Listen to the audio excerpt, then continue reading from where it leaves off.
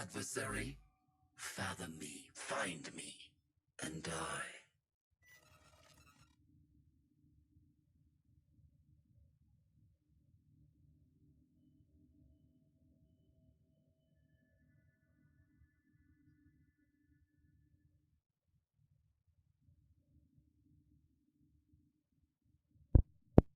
Hi guys, it's me, winterpauluk. Welcome to another live stream, and today I am doing multiple streams in regards to different games.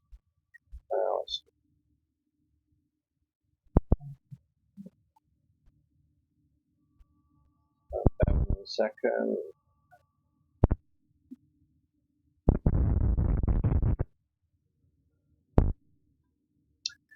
Basically what I'm doing today is I'm going to be streaming some Warframe. I'm going to be streaming some other games as well. Depending on how I get into each game, or depending really on how long the actual stream is for.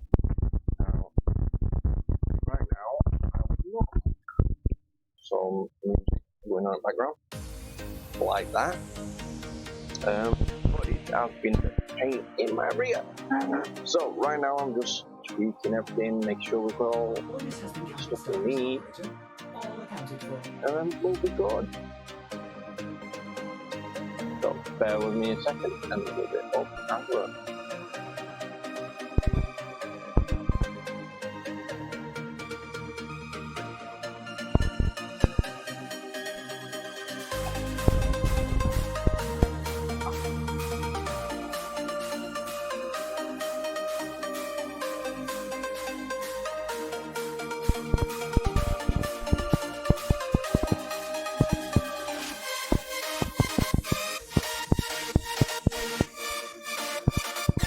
Alright, there we go, we're running, so let's switch up the screen.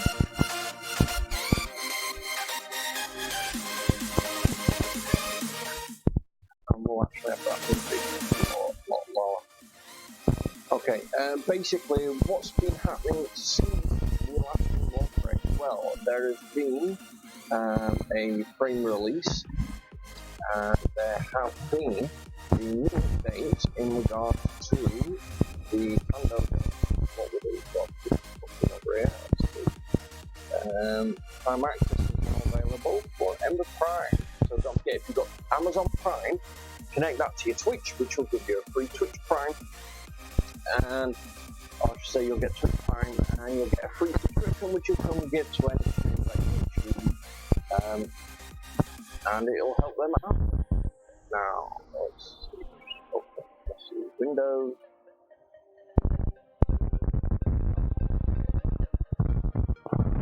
Won't be a moment.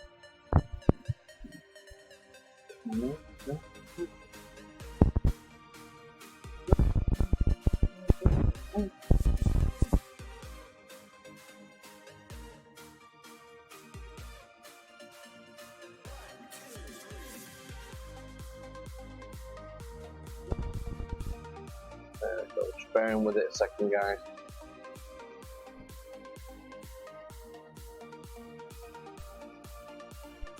Okay, and that's all stream channels up and running. Okay.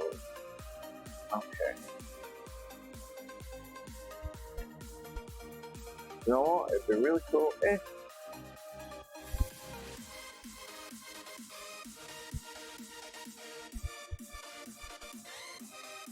there we go.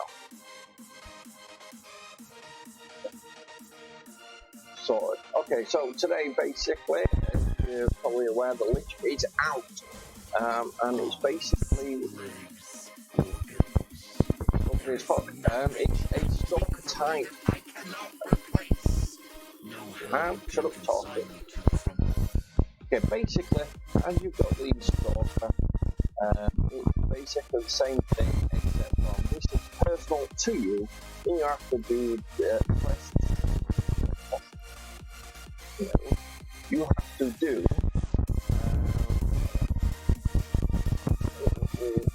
there you go. You have to do the Kuban siphons, and these are basically to get your Requiem relics. As you can see there, each one provides Requiem relics. and you use them to get items which you then equip My and primate. modify. Here we go, show you Operator, what I you mean. have remembered well how the Tenno arm themselves. And these icons are basically, there's 3 per lich. For your hacking utensil. It's like a mini blade thing, but you're basically using it to hack things. It's a bit awkward, but anyway. The whole idea of the lich is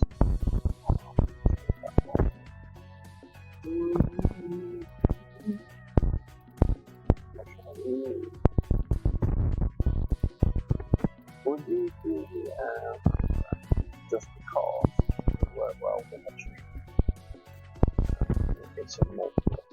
Anyway, yeah, so basically the lich itself is basically your personal stalker. So you have to set up Adversary. Fathom me. Find me. these And die. on here. At the moment I'm missing one, that's positive. You know, that is perfect for the first step. That is good for the second step, so we need to find whichever one. However, that means that we're going to do efficiency. And when you're actually on your solar system, which we'll take a quick look at now, as you can see these areas that are all red, where you've got Jupiter, Ceres, Mars. Well, these are the planets that the Lich has taken over, and you've got to basically clear each one of these off to get the whole planet back to normal. Now, I've not actually done any as yet because, well, I haven't been here to do it. Okay, on top of that, we've got Winterpauluk. Now, they have done a dry dock for your planned ship. At the moment, I'm currently sort of tinkering with the way my dojo is built, so I'm actually trying to fast travel this dry dock. Well, this is the dry dock as it is. It's big, basically big ass space dock. And what it is I've realised after I put this in, obviously one of my family members put it in and I had to remove it, so I was going to put it up here. And then I decided I was going to put it in a set way, and then I realised afterwards the dry dock could actually change the direction and shape. So what I've got to do right now on the map is I have to remove the hey Chikai, how are you, love? I've got to remove a few pieces of my construction of hallways and so on, so that way I can get everything to line up and I can disassemble the dry dock and then pretty quickly change its direction.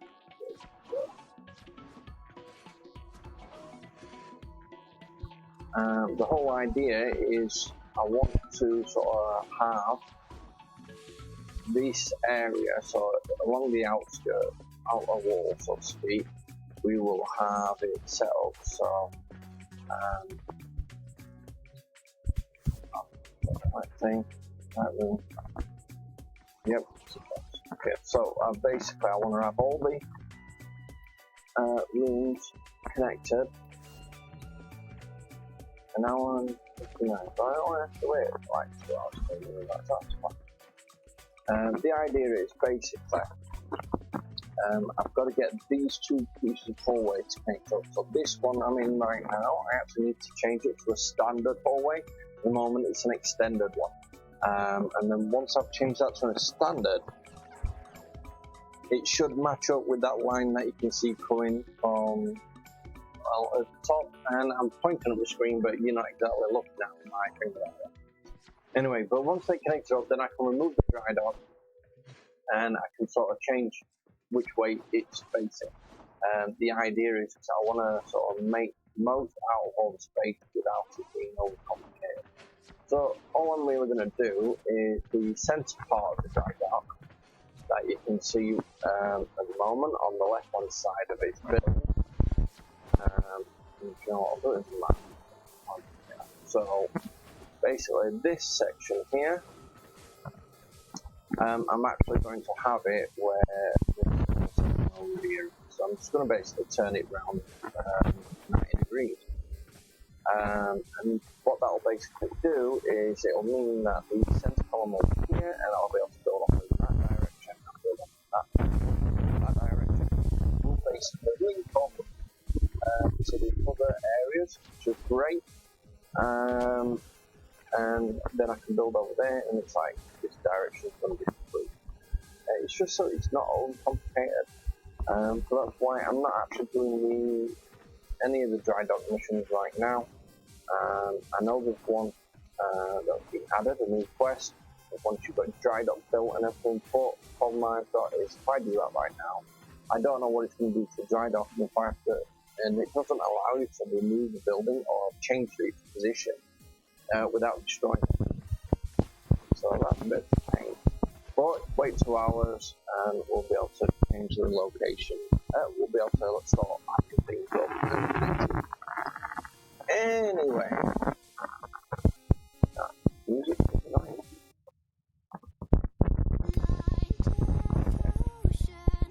So basically what I'm going to do mission wise right now is I just got myself a booster for my so increase resource drop. So I'm probably going to be better off using necros for the extra drops.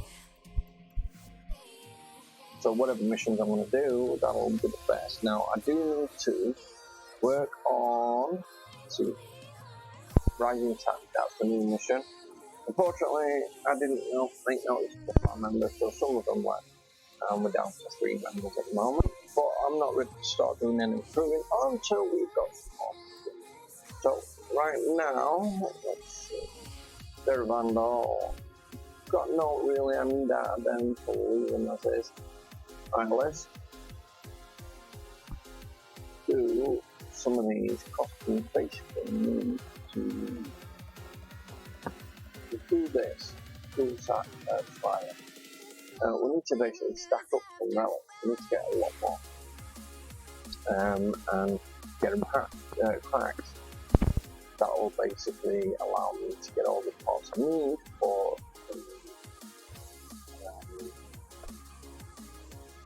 the lich.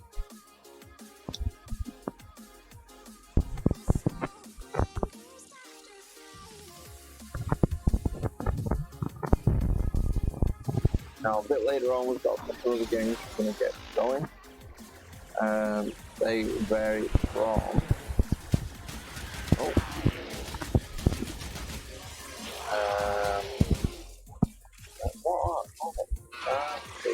we've got PvE online, we have me calling my ass. No, yeah, I'm gonna change weapons.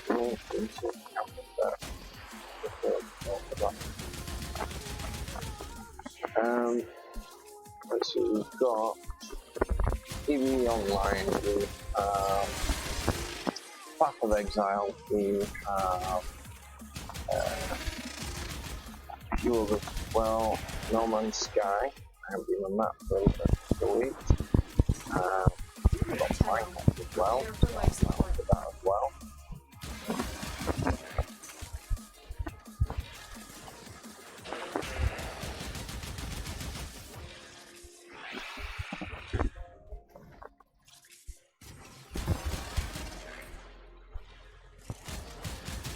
But yeah, in turn I'm going to sort of switch games over after a couple of hours, and we've got some work done on each.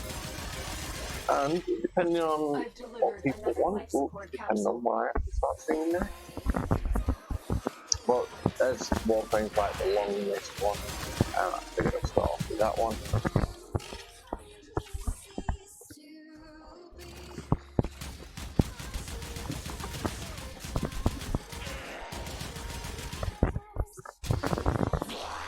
And it looks like some line.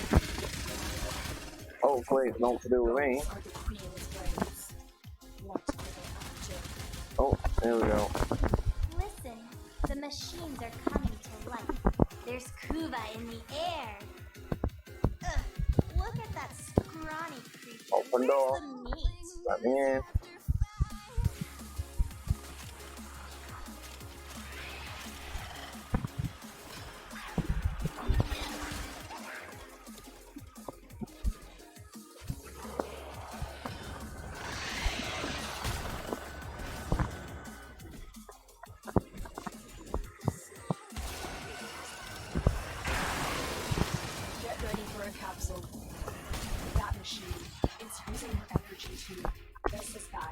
Destroy it.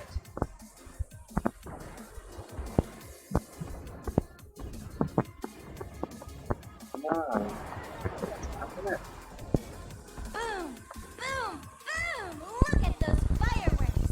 But it's all for show. My Kuva siphon is Warframe proof.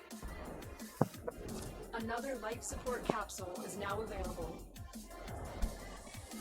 What lovely energy. Every particle counts when we're making Kuva.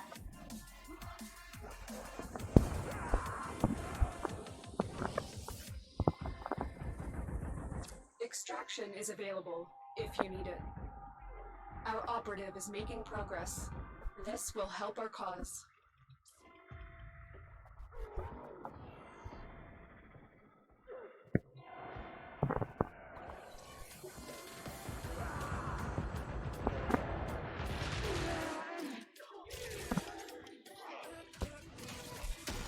Oh.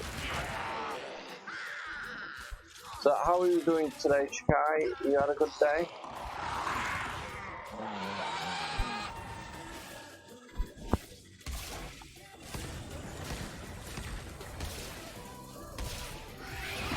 What a voice. Life support incoming. Life support has been replenished.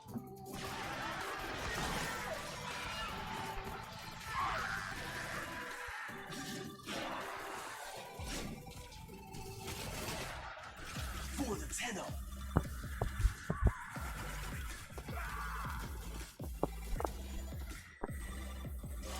Additional life support has arrived.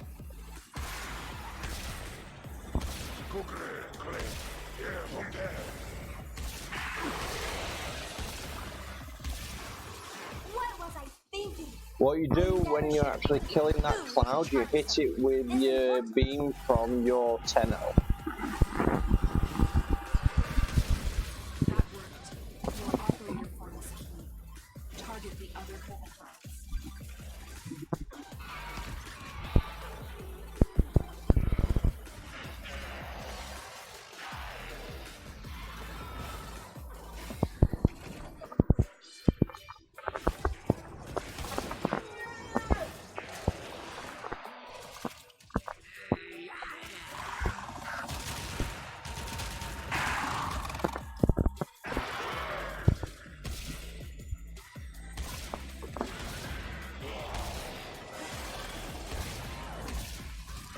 Life support on the way.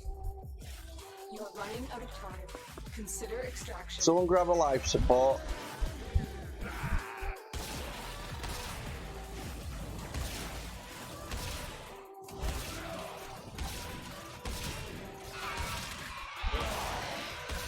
Life support activated. That should keep you going for a while. I've delivered another life support capsule. Transference still holding. Life support activated.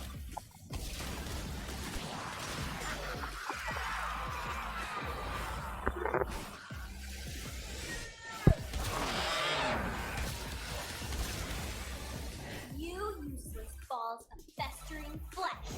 You let them destroy my Kuva siphon. Good work, Tenno. We need to do everything we can to stop the Queens from gathering any more Kuva.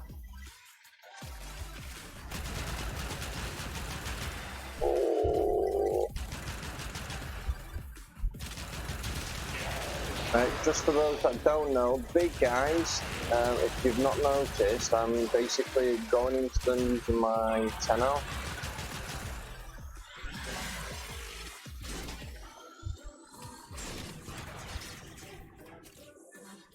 Life support on the way. Basically, if you do a dash into them, then you are what's the word?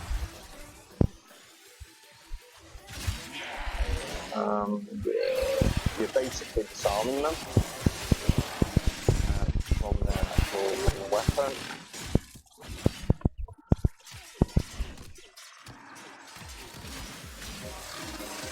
Oh, what is it with that area? Additional life support has arrived. See it?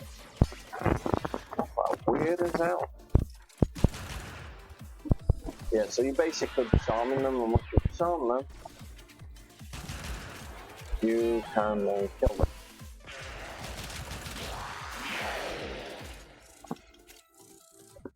That is a Another bad job game. well executed. Oh.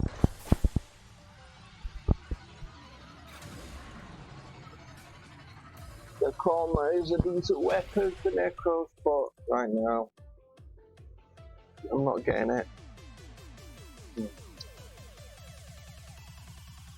That cooler is a pitiful amount. But we did get a Requiem Relic, and that's what it's all about. Okay, definitely need to change over the weapon. Oh, and if you guys haven't noticed, the actual ship has been stretched out. It's a lot bigger on the inside now, and on top of that, it's the roof. That's pretty good.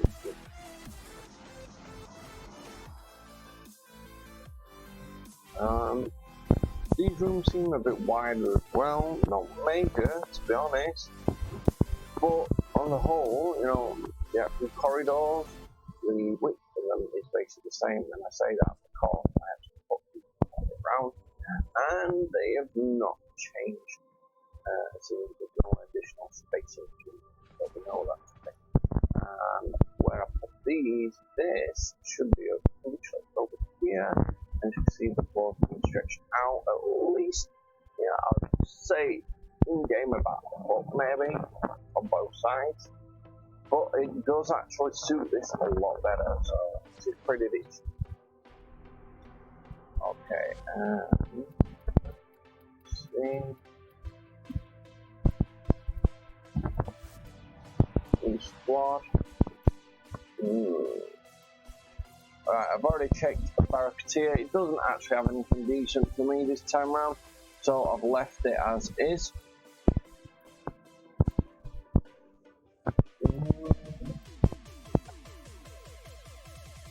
We'll go with the mobile defense this time round. I mean, end of the day, I've got the additional drop, so I need to make something from it.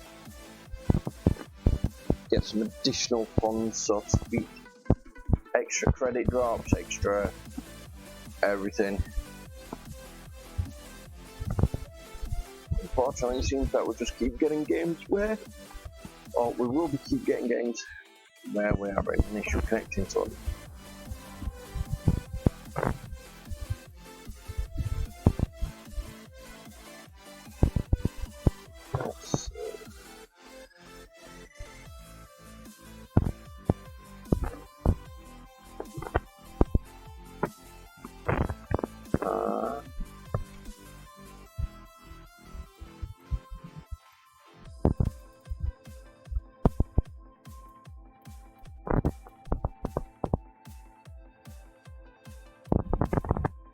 Okay, for some unknown reason, it's not like me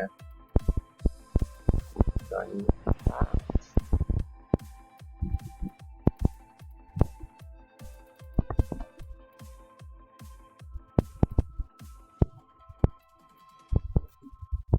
there we go.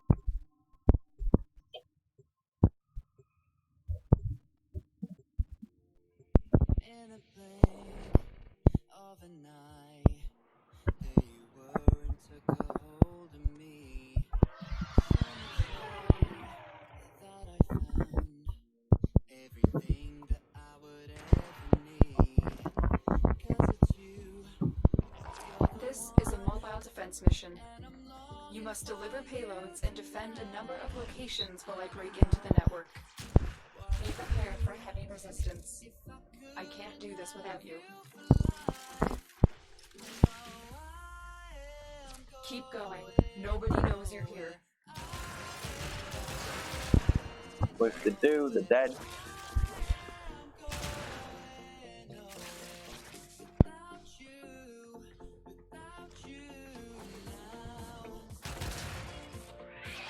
This will only get more difficult. Get to a terminal and prepare for enemy resistance.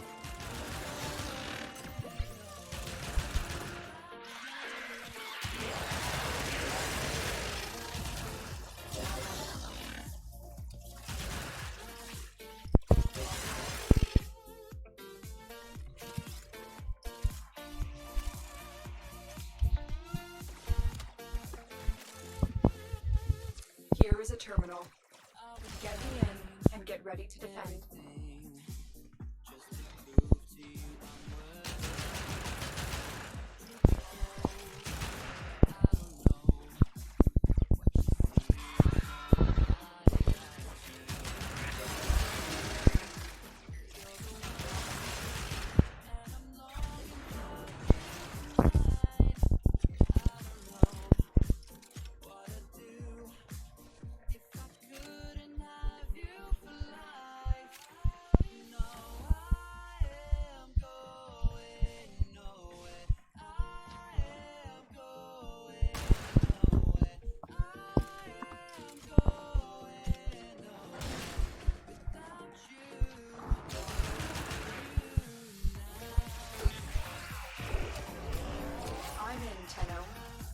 This will take a moment.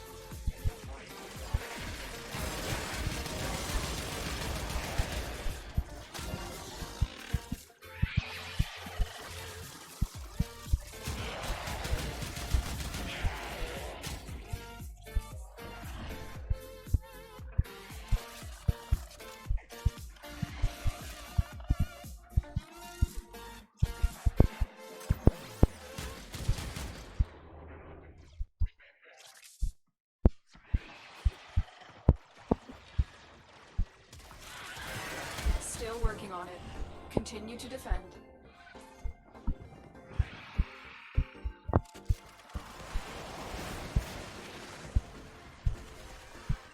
Your Tridnox.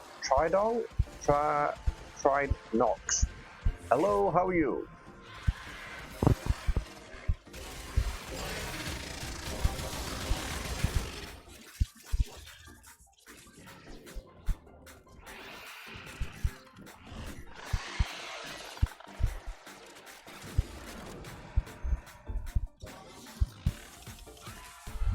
We are finished here. Move on.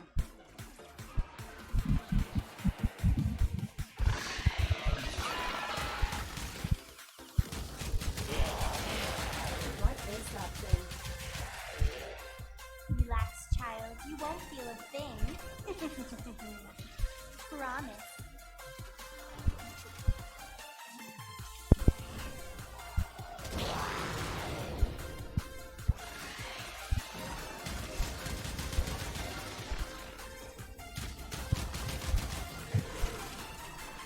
Terminal spotted. Upload me and prepare to defend. Wait! What is it doing? No! First one now. Check the siphon!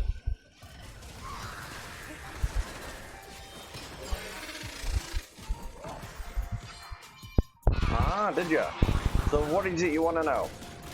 I mean, I've been playing it for a while. I took a break for a couple of weeks and come back to it, but, you know, not really changes in regards to the basics. You ask your questions, and if I can help you, I will. That worked. We'll operate our finest key. Target the other Kuba clouds.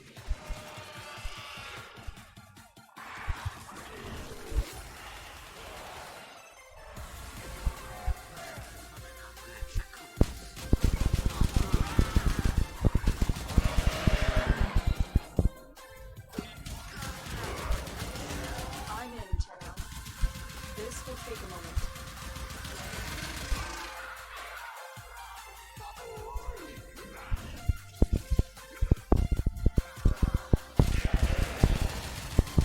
Hurry.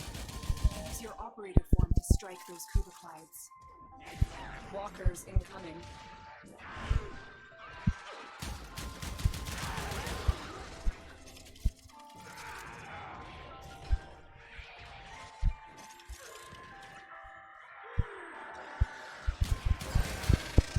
My siphon!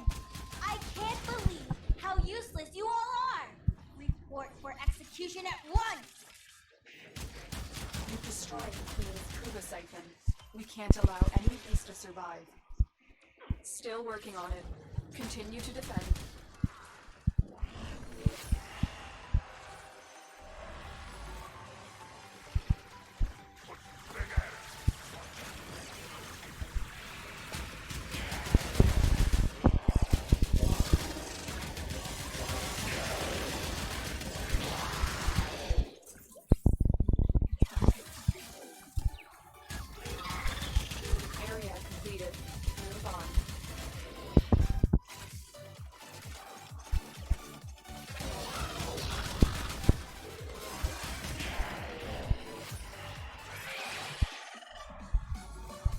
best level.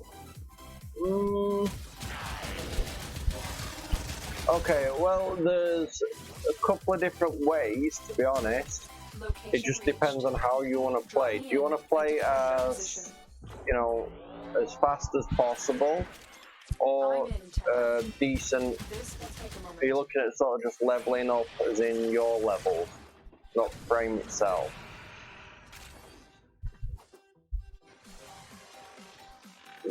To be honest, there's one type that's good for everything, and that is defense missions. And basically what you want to do, if you want to just to go on about leveling, you take you basically go with a couple of players, preferably people you know, because then they know what you're up to. And you go to a few defense missions. You kill something with each of the weapons you want to level up, or the Warframe, and they basically kill everything else, and you leech XP. I mean, depending on how you want to play it, to be honest. Now, another option, in regards to leveling up your Warframes themselves, the best way to level a Warframe on the whole would actually be use its abilities. The more you use the abilities, the faster it will level up. I mean, you get more XP for using the item than you do if it's passively leveled.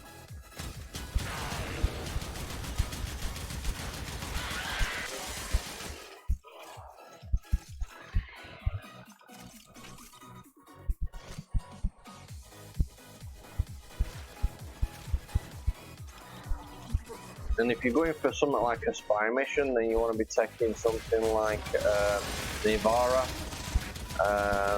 or something along that manner, because Navara itself, when modded correctly, you can basically just walk around invisible and kill everything in your own time. And if you do it all invisible without alerting anything, you get like bonuses.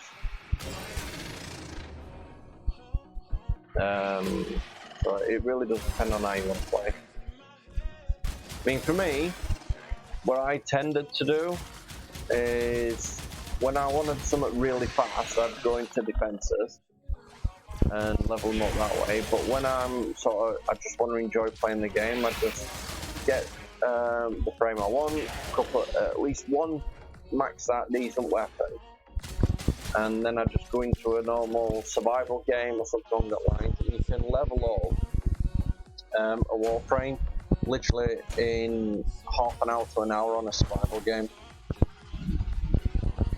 But if you want to go for a basic defense, I'll show you a good location in a moment. You said you only started like yesterday, so you might need someone to sort of ferry you to location.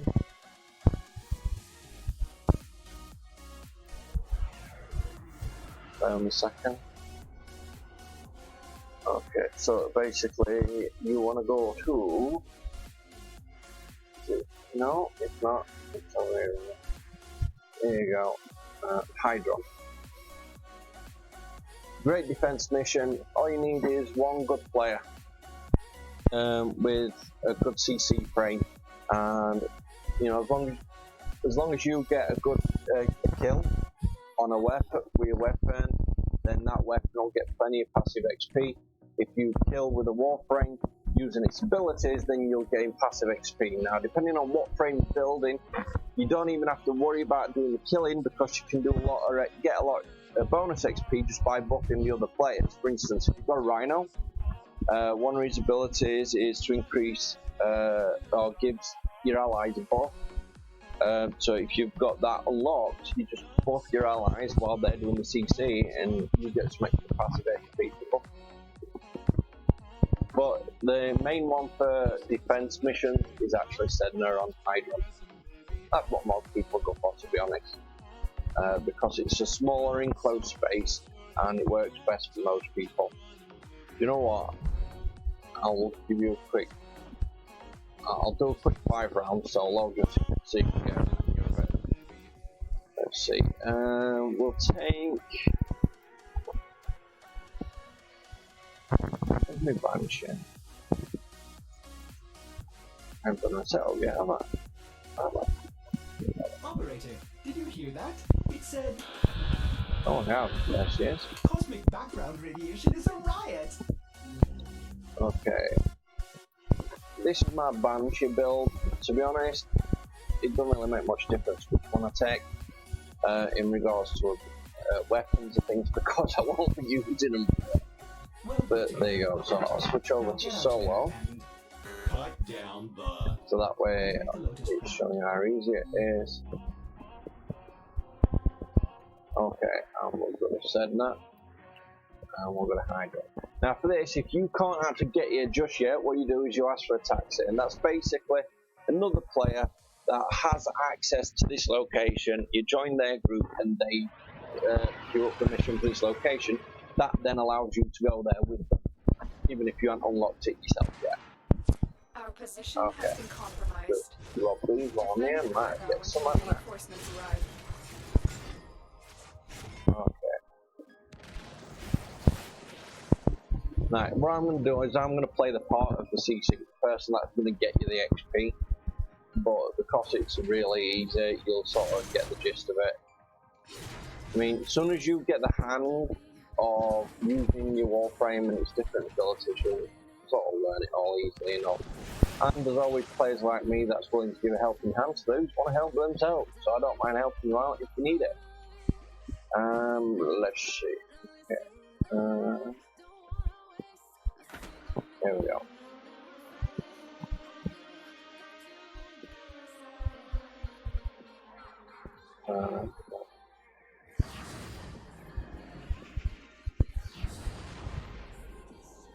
There we go. Fourth delay.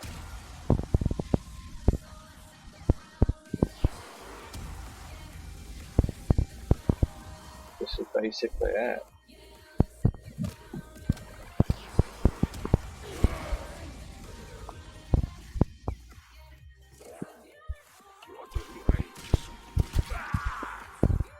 Last one, there's no point wasting energy on that.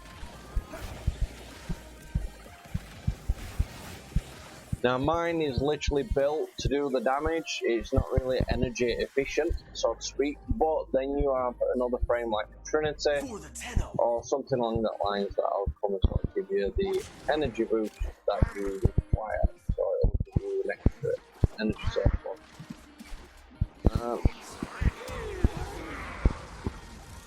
That's basically it. Don't kill them with first attack, you probably get them with second. And if you were stood at the side of me, you'd be gaining passive XP. So it's relatively easy, to be honest. Now bear in mind, you will get things like your lichers, your stalkers and things, you know, the randoms that drop in and try and kill someone. But usually if you're with a group of players, then they'll sort of support you and sort of expect you to do the same. Even if you can't do much, you just go in as fodder. That's all I ever did.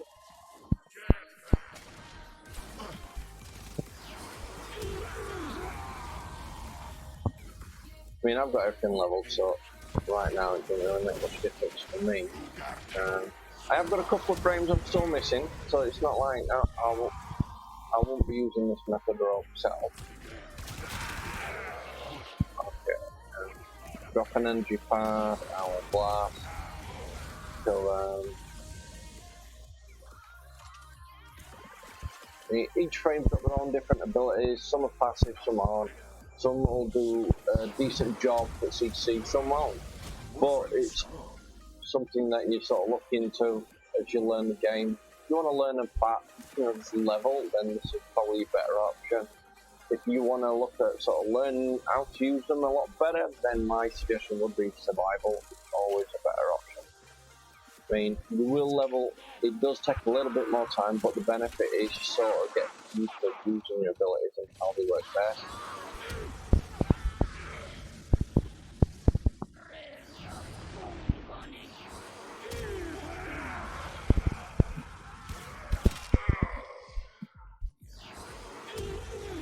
And then on top of that, if you already made some, you can sort of summon extra things. So we'll go where you are. You know, bonuses. Never throw these things out when you're doing hardcore. Oh, there we go. I got shot. And the reason for that is the hardcore stuff is well, it's really hardcore. They turn around and they actually beat you up themselves. So these certain mission types they can't summon things, and that's just because they'll turn around and never do it. Unless you sort of necros where you summon the dead that you killed. Other than that, it won't make much of a difference.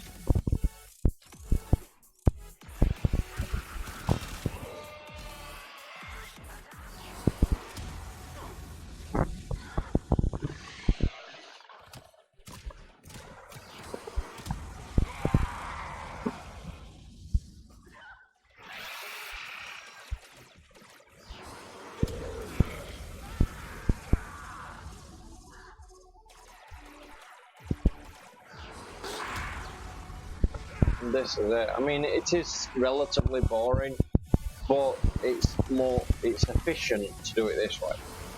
However, it's not exactly the most fun.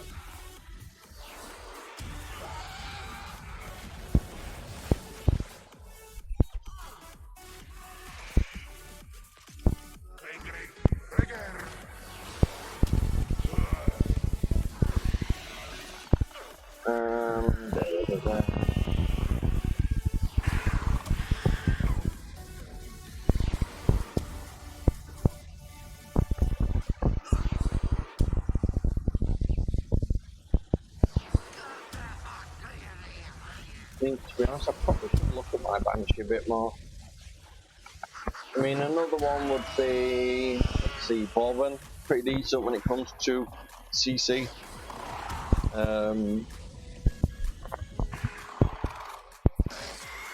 There's a few others. I know the names, I just can't remember them offhand. But yeah, this is basically it. I mean, in a group, there's a lot more enemies, so there's a lot more XP. But it's only sending out sort of what is for a single player. I mean, which isn't really many, to be honest. Extraction is ready. There we go. Unless you can handle more of the enemy. But normally, when you're doing that location, it generally goes between 10, 15, and 20 rounds.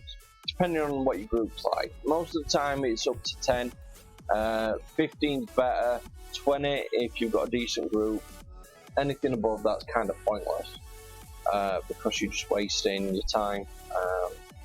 You know, the idea is to kill them at a lower level as fast as possible, so it'll save you the overall. And that is my current build. And that's the soundtrack.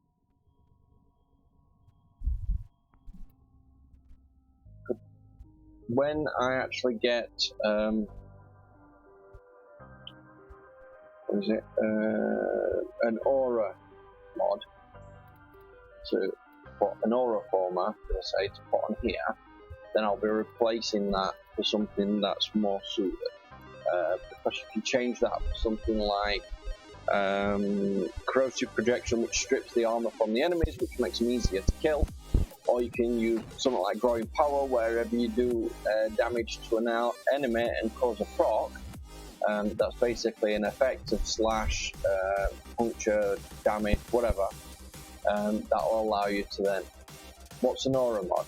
Okay, give me a second. An aura. Yeah. Right, an aura mod is these. Alright. Basically, these blue ones, you can always tell because they've got this circle thing at the top. Alright, and there's different types. All of them have different effects. Some boost your weapons, like this shotgun amp. It increases your damage with shotguns, rifle ammo, you know, pistol, and so on. Ability to cast converts 150% of energy into shields while over shields and are inactive. Health regeneration, disruption of shield. So if you're going up against enemies that have a lot of shield armor, then putting that on will basically remove 24% of it.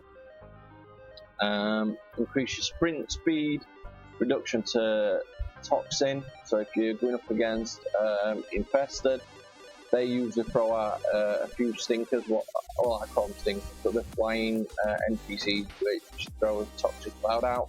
So that'll give you a benefit. Sniper rifle damage increase, radar buff. But my favourite, oh here you go, energy siphon. However, when it comes to this, let's see, actions, put on a former. Alright, that's a number former, that is an aura former. That's what I need, because what happens is, when you get these, they only come with one type, so you can only put a V polarity on this. You can put something else on, but it'll be a red negative like this one. So let's see if I put an energy siphon. Not enough points. Maxed out when it's green, it gives you a bonus. So Operator, you know what? Give me a second and I'll find a frame. I will attempt A to lot of work bypass on.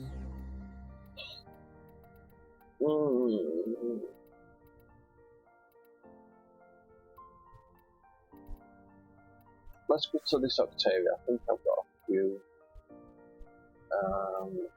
If I may say, operator, your chosen Warframe suits Okay, you. we'll get rid of web build. Alright, basically these are your attributes, so to speak, polarities. We've got Meridian, Azarian, Norman, Zenuric, and Umbra. To be honest, we call them V minus D and equals. Well, that's what I call them anyway. It's much quicker, isn't it? A V polarity, minus polarity, and an equal polarity. But to be honest, that one's more often not even thought of. Anyway, basically, your aura mods are set with a B. So, let's go to here. We put a minus on, as you can see. I'll take that off. We have 6 different points in which we can put mods on. And points are determined by the lights at the bottom of each mod. So if it's got 5 lights, that means, or I should say, if all the lights lit up, that means that mod is maxed out. And whatever is in the top right corner, as you can see on this, it's a -7, or a 7 with a minus polarity. It means it's 7 points max. And hold on, let's see.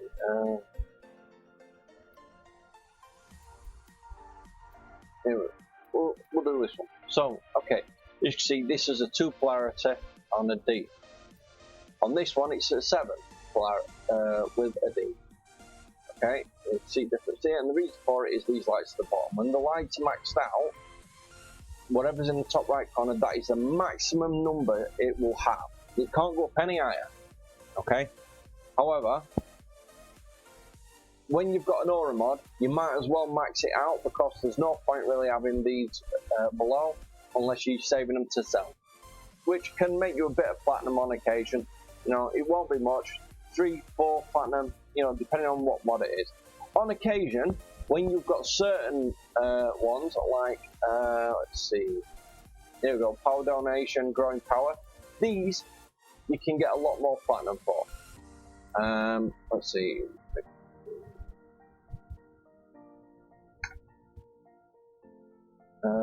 If it works, there you go. If you check on that link I've just put in chat, Warframe.market, it's a third-party site that actually does a lot of trading for Warframe. It's not actually connected to Warframe, but everybody uses it. You don't have to register if you don't want to, so it's not a case of giving you information or anything along that lines. It'll give you a basic gist of what it is things are valued at, and the value is like a possibility, so it's at either above, below, or exactly what it states. So it's up to you what you put your prices at, but that gives you sort of an idea of what things are worth value-wise. Anyway, we'll get back to this. So when it comes to the auras, Let's see. We'll do the rejuvenation.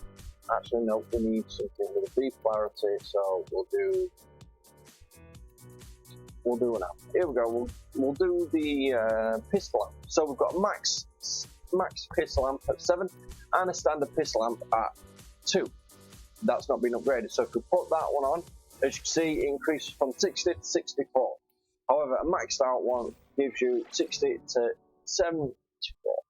So it basically doubles whatever the number is. So if you've got a 7 on there, it gives you 14 extra points for when you're putting mods on. If it's got a 10 on there, it gives you 20 extra points, and so on and so forth. However, if you use an aura mod that it isn't suitable for, so in this case it's a V polarity and this is a D, put that on there, you won't get as much, you'll get 5. Even though that's maxed out, you'll still only get a 5. We'll put a minus on there. I mean, it's not a maxed out mod, so you only got 1. Okay? Anyway, but when you get the aura former, which are these are formers, okay? They allow you to change the polarity, so you can change that from a B to a minus or a D. It's up to you. Now the thing is, you can use standard formers. Alright? We'll go back on here and we'll show you standard. These are standard. You can change any polarity of any of them using that. Okay? Now, you can get them out of the game, which you have to build. You get them from relics. And basically, it costs you supplies to build it. And it takes 24 hours. Or you can go to certain game modes where you've got a chance of getting them ready-made, ready-built. So you don't have to make it. However, when it comes to auras, if you want to get the most out of it, you want to get one of these. Okay? Now, if you're earning platinum in-game, buy yourself a couple of aura formers, because as soon as you put one of those on a Warframe, alright? As soon as you put it on in your aura slot and onto that, okay, what it basically means is I would be able to take any one of these, don't matter if it's a V, a D, a minus, whatever, and put it there. So I could put a V there now. If I had already put one of those aura formers on it, I could put a D there, and then, you know what, I think, do you know what, this is a better build, so instead of having a V, I'll put this corrosive protection on there, which is a minus. And it would still work. It would still be green, because what it is, it's like a multi-plug. Alright, it allows you to use any and all polarities on that slot. However, it is only available for the auras. Other than that, you're using a standard format to actually do it. And that's 1 by 1, and it can basically be a pain in the ass. So, it's up to you. But my recommendation is getting Armor, and I would only recommend getting them and putting them on prime frames. So you've got your standard frames, okay? You've got Volvan, Sarin, Trinity, Valkyrie, you know, all the standard frames, they're normal, okay? But when you get the prime version, all right, they come with a few extra improvements on the stats, and it's sort of the maximum level of that frame type. So,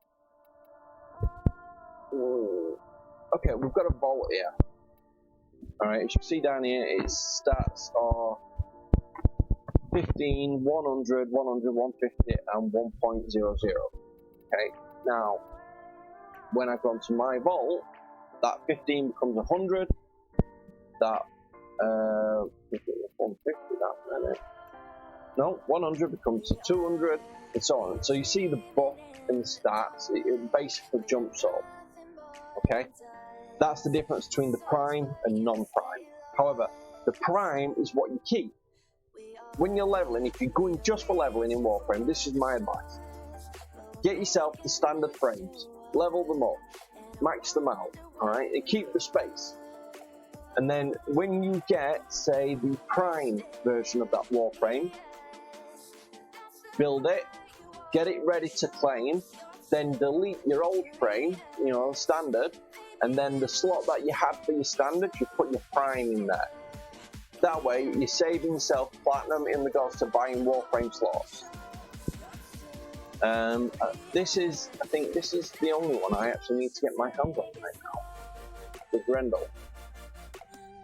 It looks ugly as hell, but I really want to get him because I want to see him open his belly and eat things.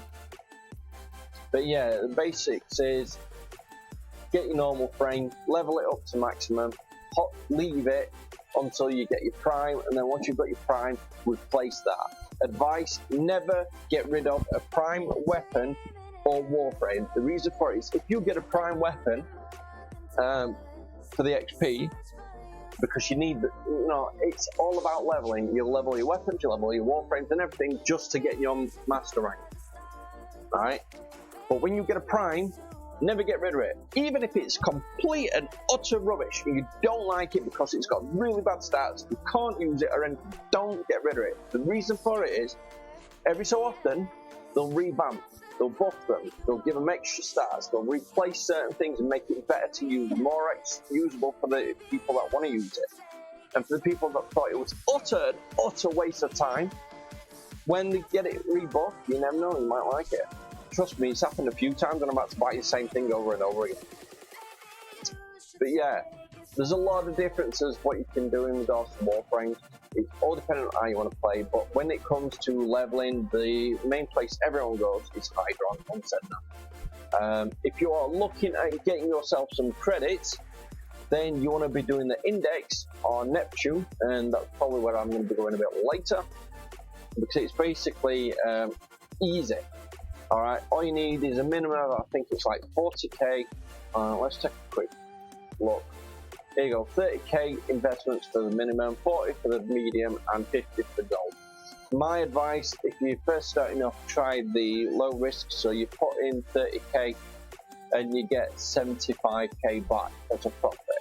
Put in 40k on your medium, get 135k profit. Now, bear in mind, this game mode is so easy that after you've completed the first round and you get your payout, you can go into a second round, but it doesn't cost you any extra, so you don't have to put another 40k in. So literally, the first game will get you 135k profit, the second game will get you a full 175k profit. And the same theory on this one as well. If you put 30k in, you'll get 75k profit first game, 105k profit the second game. And as you can tell, the gold is even more. But the thing is, until you get to grips with the game, I would suggest medium is sort of your maximum that you want to go. Unless you're going with a group, that'll carry you.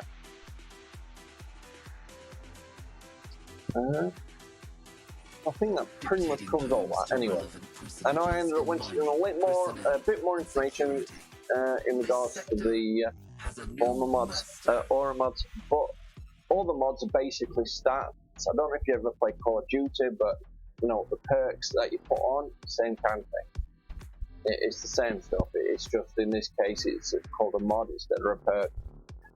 Gear, increased stats, increased maneuverability, additional damage, additional ammo. You know, all depends on what it is you're leveling from, frames to weapons to, you know, companions. Let's see.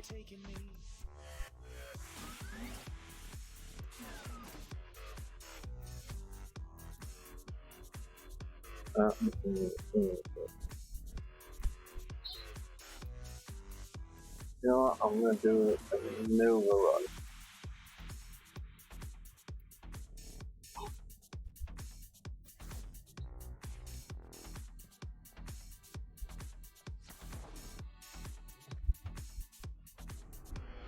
Let's do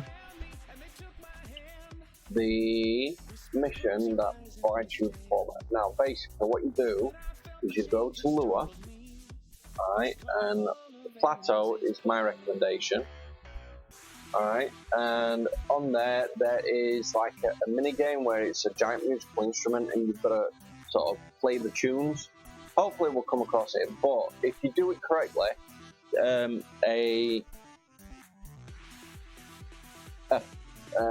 cache opens up, like an item box, and you have a chance of a ready-made former. It's not a guarantee, but it does give you a chance.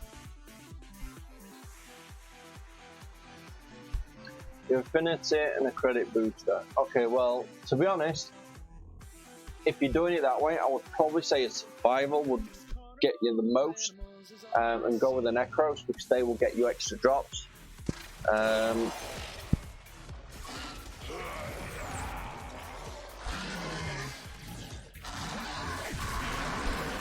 Okay. Oh, this is a nice one. Okay, so you stand here, and where it does it sucks energy. But if you've got your 10 out, you switch over like that, it sucks energy from both of them, which means overall it uses less.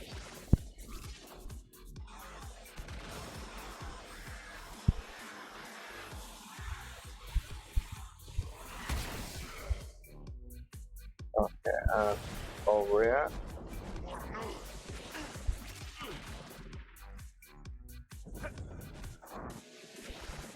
Okay, so both of them are done. So you go down the center. Oh, waypoint goes up in now. Oh, there you go. And you get these mods. Now these mods, Power Drift, as you can see just popped up. These you can generally sell for a decent amount of platinum. Usually a minimum of 10 plat each.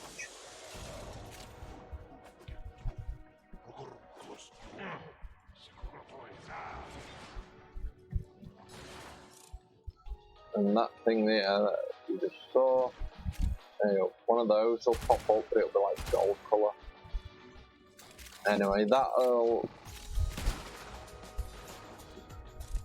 basically help you get your stuff sorted.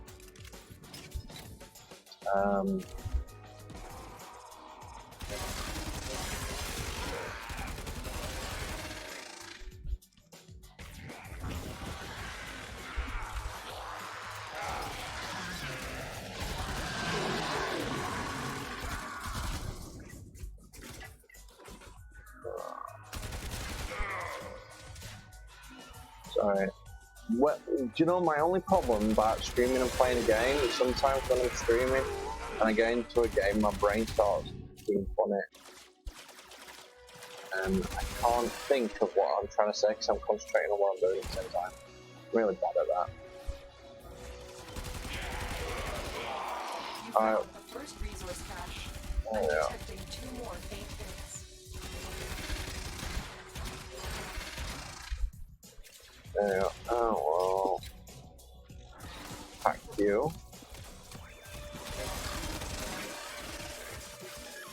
Oh, if you haven't already, go to the market on your Warframe and get yourself the Cypher keys. And the reason for that, waypoint for Lunar Picture. The Cypher keys are basically what you use to hack things, and when you've got them equipped, you just press Y on your keyboard and it will automatically hack whatever, unless you're like me using controller, and then you can basically just press Y on your controller. I'm using an Xbox 360 controller, so it doesn't have to be sort of brand new or anything like that. All depends on what controller you use. And it don't look like we're going to find this here.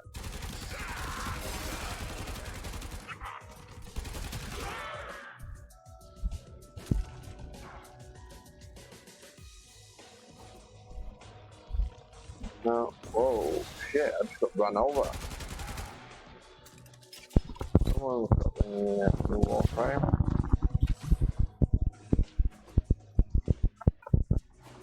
Yeah, don't look like this game, this map actually had it on. It's a pity.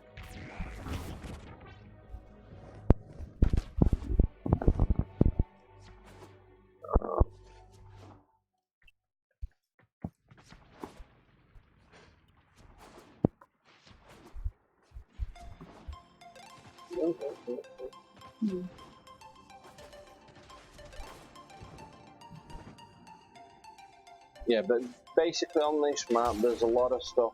The lunar pictures, those plants, if you scan them, you will need them for the quest of Silver Grove.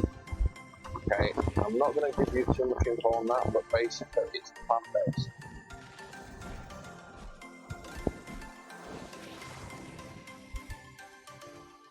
So you're going to need scan lots of different plants from different planets.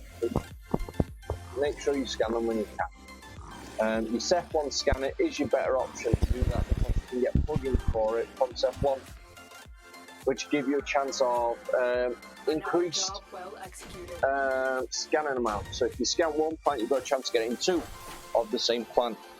In this case, I only got 1. But it gives you a chance. On top of that, it also increases the scan speed, so you're not waiting ages for it to scan. And you don't need to buy any additional scans every time like you do for the standard scan that you get when you join the game. To be honest, nobody really uses it for anything.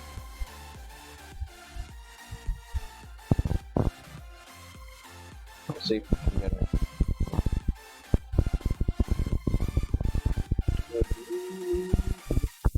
Sounds boring. What, the actual quest? Or the scanner?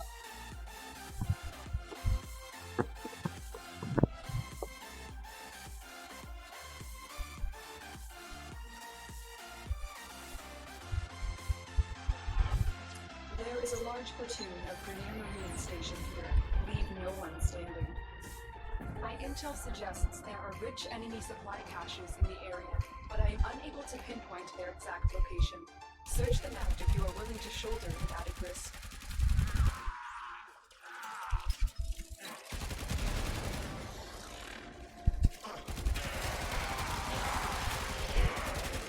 Well, to be honest, you do have to scan plants, alright, as part of the quest, but it's not as boring as it sounds. I mean, wherever you go to get the plants, you're probably going to get shot at, so you have to sort of scan while fighting.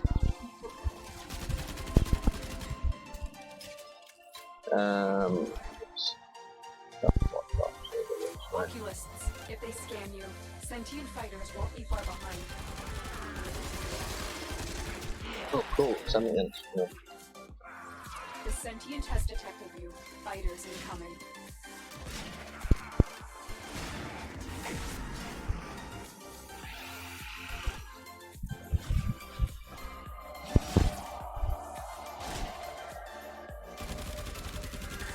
Sentient fighters can adapt to your attacks. Hit them with something else.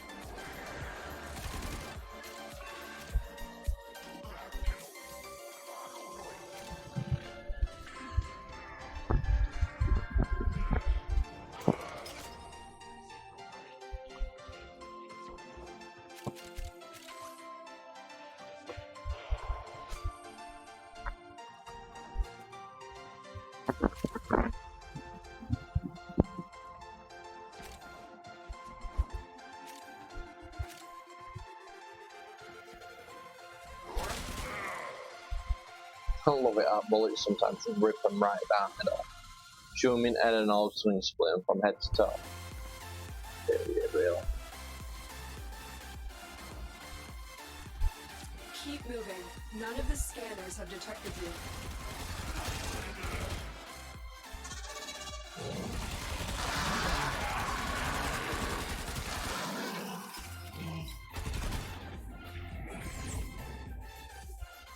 On this one.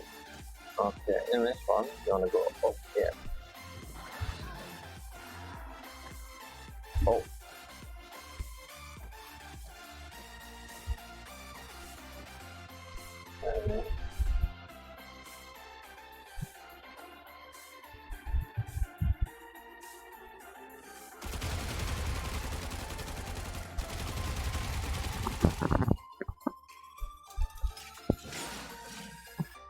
If you're lucky, sometimes you'll find some up here, other than a few little cash boxes, but not always, unfortunately.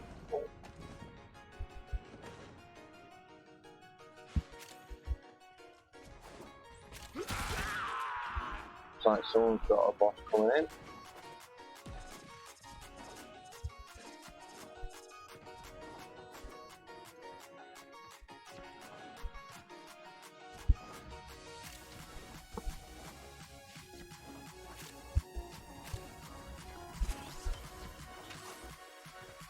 You found the first Oh, resource please cache. don't. I'm detecting 2 more faint hints. No!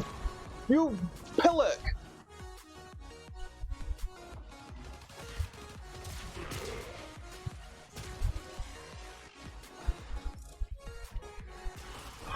So close.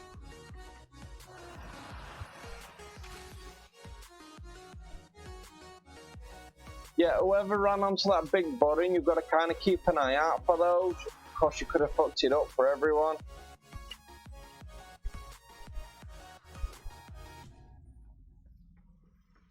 As soon as someone gets hit by one of them blue lasers, then it would have been over and we wouldn't have got that stealth drift.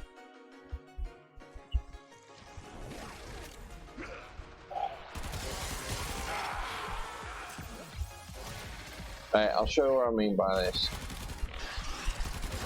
Hold on.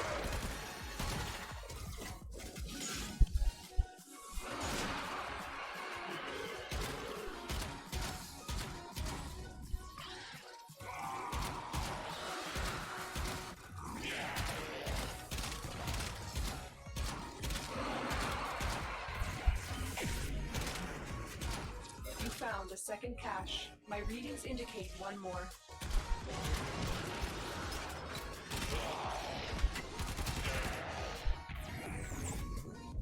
Alright, we'll go with them, whoever it was. No, one there. You have broken their ranks and they are on the run.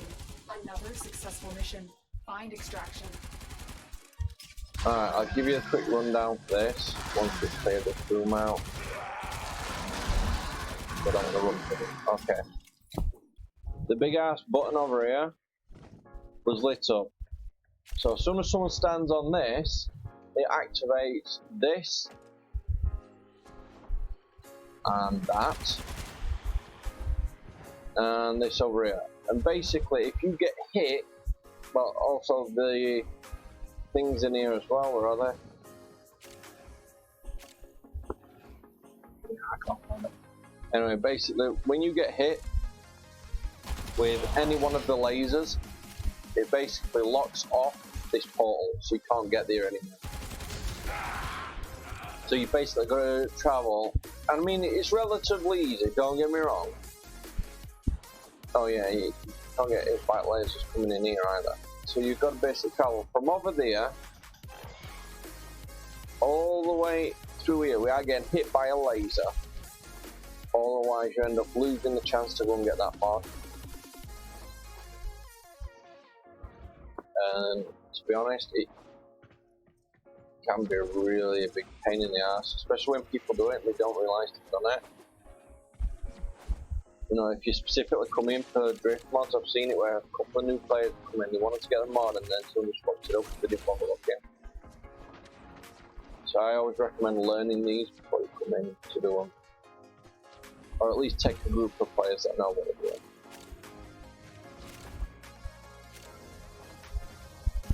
Oh, I can do this one.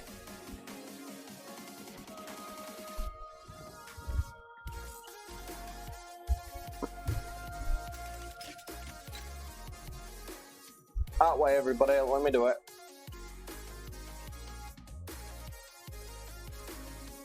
One, two, three, four. Okay. Alright, I've got it. Don't stand on anything. Fucking, what is it with people? And it just fucked it up. You just messed it up. 1, 2, 3, 4, 5. Seriously, what is the fucking issue? Alright, so it'll have to be that one, and that one. And then that one. There we go. Man, people that do that annoy me. Ask for help and then they fucking keep fucking about it. So weird, right? Basically, what we're looking for, it'll be on the other side. And I know I sound like I'm stressing out, but it's annoying. People ask for the help and then, there you go, this is the cash thing that you're looking for. Okay, well basically this pops up at ground and this has got a chance of actually dropping a ready-made former. Hi Rez, how are you mate? Ready-made former that you can pick up. On top of that, if you are looking for the Octavia pieces, oh, yeah, come on, we'll just have to do it up there. There we go. Basically, get on top of here. Another cash box will be up here, and it gives you an Octavia piece. I should probably do this on solo at some point so I can give everyone a proper tutorial on this. But there's a lot of different game things on here. Octavia part, all you need to do really is remember Octavia parts up top. The music tune, you basically stand in the middle, and a screen like that so you can watch each side and you just count where they're going to happen. Once you've got the colours lit up, go press them and it'll unlock the thing on your left side. I know it's on the left, but I see what's the right. It'll unlock this cache here, which will come up out of the ground. Don't forget to scan it if you haven't done so already, because it's one of those things. Pretty much everything in Warframe you need to scan at least once or twice. So once you've scanned it, it will give you from credits to ferrite or various other things.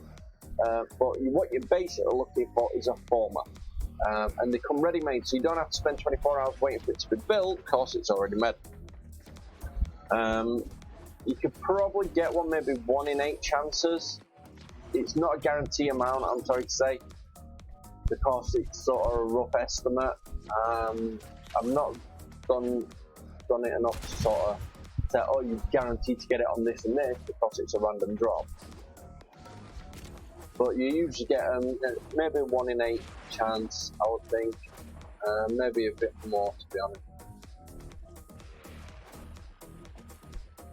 Oh, and the caches, the boxes that you search for, as you can see on Origin caches, top left, they can be all over the place. So you basically, what you do is, if you've got Animal Instinct or a loot detector on, it'll basically point out where all the boxes and drops are. Just looking for the square box, because the actual caches show blue boxes and normal caches don't.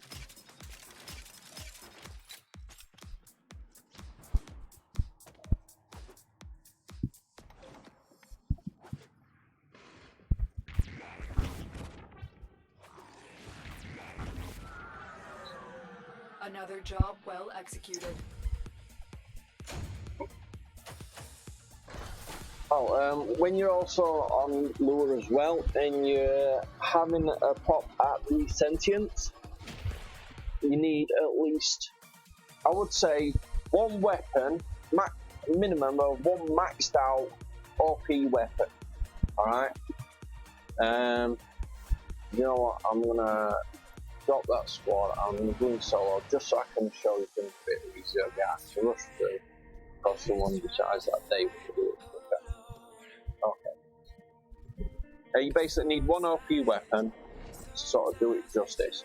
And the idea is this: as long as you've got 1 weapon with maxed out, preferably with procs on it, so you've got like a slash and a puncture and a viral or whatever, multiple or 1 weapon, you're perfectly set.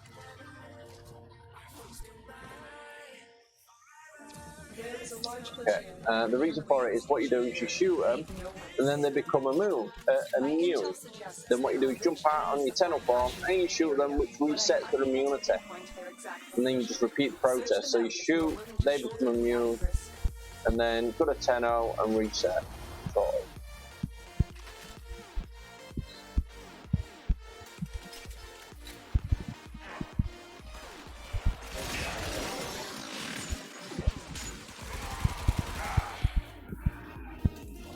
There we go. Oculists, if they scan Where are you, they? sentient fighters won't be far behind. Just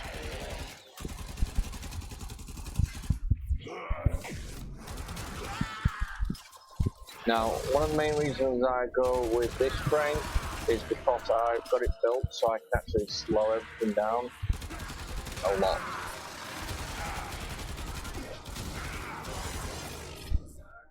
And I don't know like I want to get the sensing. Oh, no.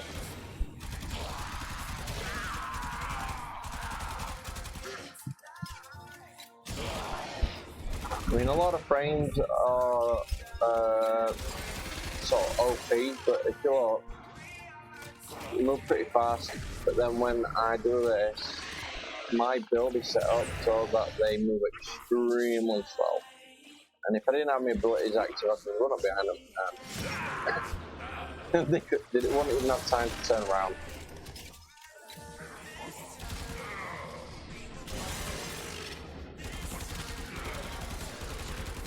There we go, Oculus. And it's slow motion. Oh shit! Hate it when you get run over by a ball. Okay. The sentient has detected you. Fighters incoming. Alright, so we'll basically just wait here for them to turn up. Now, first thing I'm going to do is slow them down. So, here we go. And then we'll just shoot, and as you can see, the things that I became immune to, the red, that's immunity. However, if I hit them with my laser, then they become unimmune. But because my laser is a bit more powerful, it kind of kills them. But that's basically it. You just need one weapon with the good stats, preferably with more than one perk. I would suggest maybe taking something like a viral with an electricity, or something along the lines, something with an extra buff. I'll show you that when I come out of here to give you a better idea what I'm actually talking about. Keep going. Nobody knows you're here. Oh, here we go. I don't mind doing this one, but I don't really like it. Okay, this is another one to get a mod. Okay, what the idea is you stand on that point there, alright, and this ring starts spinning around and you get hit by loads of lasers. The ball's not new, no, it's just normally where people run past it and don't bother. It kind of gets overlooked. It just gets knocked off on occasion. I usually shoot it myself, but anyway, back to this. Basically what happens is you stand on that plate, this ring spins around and you get hit with lasers. And the idea is this funnel here gets filled with water. Now the thing is, the best way to do this, in my opinion, is basically just spam shields.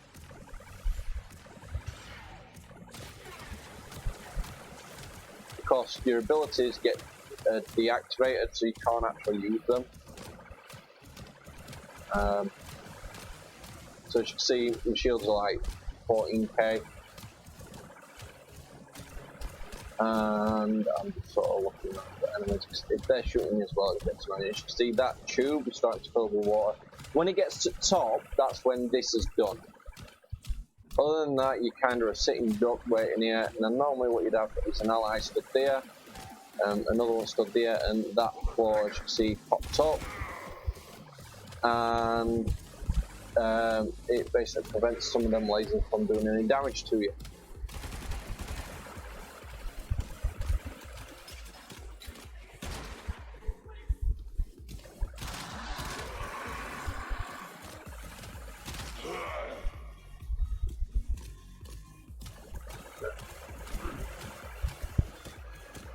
Now it's generally easier to throw the shield pads down because they're easier to replace, and you probably won't use them as much as you think you will, but I tend to try and build at least 1,000 of each pad that I might need. So 1,000 energy, 1,000 shields, 1,000 health, 1,000 ammo. However, to be honest, I probably haven't got that many now because I've been slacking them.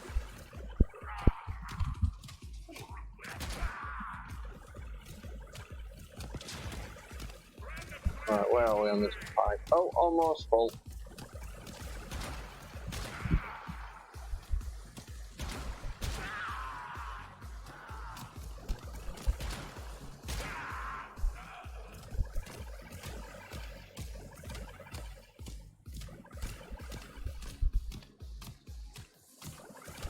Now, some people suggest using, railjack is out. At the moment, I'm currently sort of remodeling the dojo, so ours isn't up and running yet. Because I'm basically trying to make everything look better and more efficient for when we want to take part in events. And we got an endurance grip.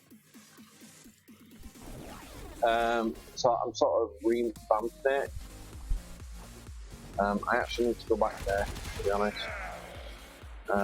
and get rid of another room.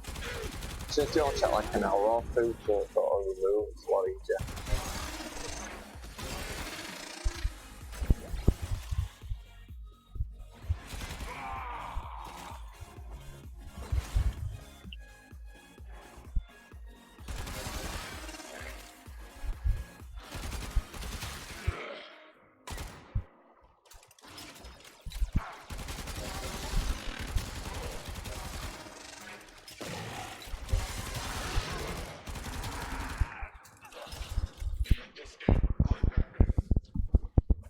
Yeah, no problem, dude.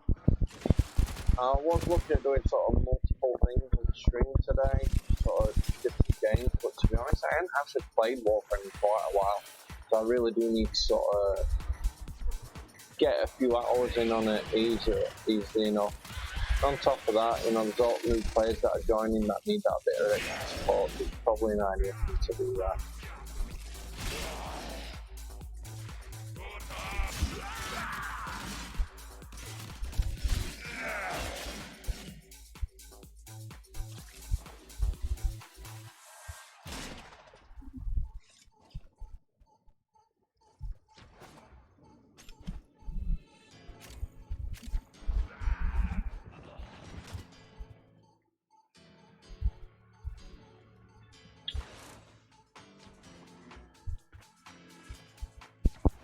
No, let's come to it. I did.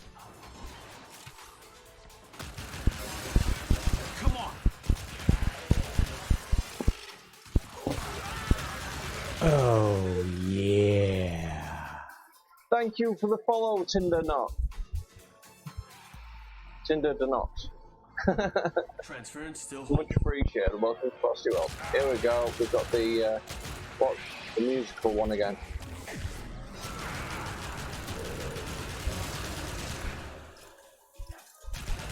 Now, the musical notes, generally you have to press them, but to be honest, if I remember it correctly, it is.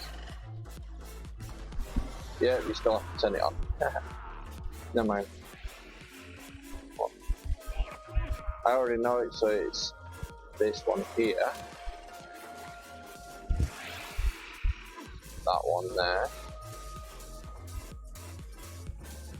Then this one here, that one there. And then that one there.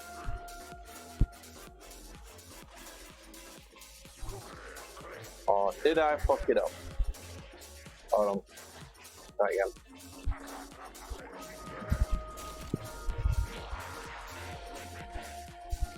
No, I got it right. So that one. And that one.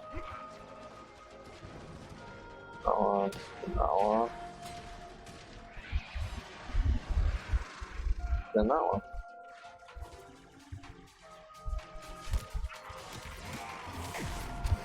And the box is there. Oh, there we go, format, straight out of the back. That's pretty decent, that. So I got a ready built format that saved me 24 hours making one, plus the supplies to make it. I mean, that was easy as pie.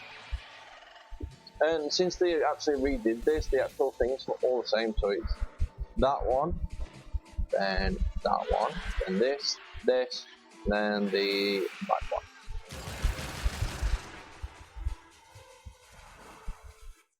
Then, okay, you get this? And that's the Octavia piece. I hate building polyps, they take so long, but with this you can sort of get them for free, but you're not guaranteed them. That's the thing to remember. I mean, you can put a lot of effort in. I mean, at be all end all, you can actually take the, if you do the, you know, mini game things. Thank you for the Twitch subscription, Tinder, much appreciated. Don't forget to join my Discord, and I will sort you out a subscription banner on that. Title. Give me a sec, and I'll pop that into thingy for you.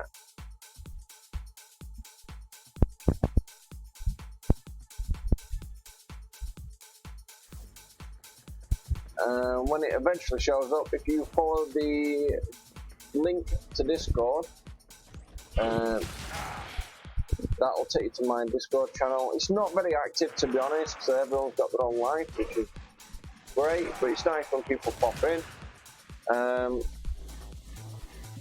Let's see. What the fuck is chasing me? There we go. They're chasing me, but I couldn't find him. Anyway, so yeah, I'll sort that out for you.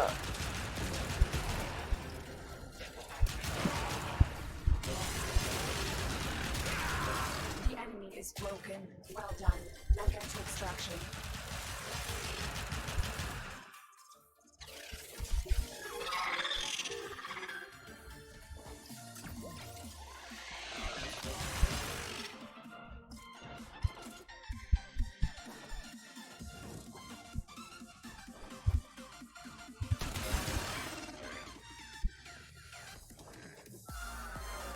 And that's it. That's it. That's literally how quick and easy it can be. But when you get these drift mods, you can, when the prices are decent, you can sell them for up to 10 plat. The former themselves, you can't sell them, but being able to get them is a lot more beneficial because, you know, everyone formers everything at some point. So you definitely need former, and getting them ready made saves you a lot of hassle. I mean, let's see. Let's see this one. Still another 5 hours, 16 minutes, and I claimed that yesterday. Right, let's double check on this. How long has it been running for? Okay, so I think I should be able to go and get rid of another room on Dojo.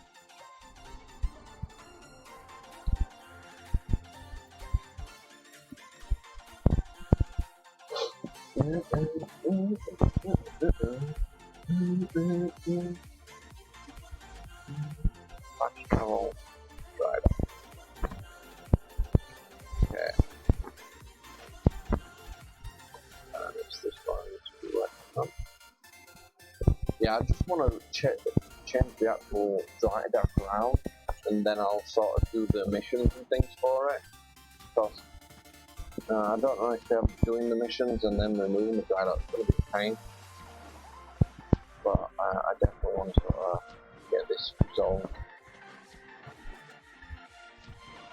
So I want to get rid of these next two, this corridor here, and this next. Oh, how far is it? Oh, 33 minutes. So I'm going to wait half an hour to get rid of this room, and then I'll build a standard corridor, and then at that point I can sort of connect them up and remove the dry dock and change it round. If I put money into Warframe, it's always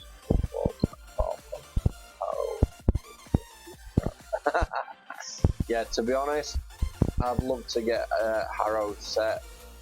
I mean, his skins and that, but I don't have the dough for it, so I do without. There we go. Let's have a look at the market. Ooh, Equinox Collection. Interesting. Nice looking sword.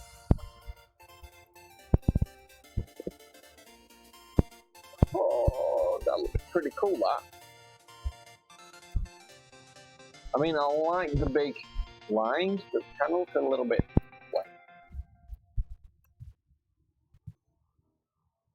plain. Maybe. It looks like someone just bought it and blew it back apart. You know what I mean? But all in all, not too bad, I suppose. Let's see. This is where I want to get Grindel. I want his collection. Well, mostly just I want the sword. Look at that. He's a cog sword.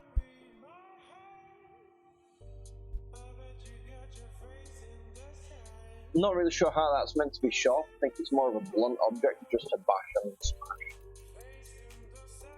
But yeah.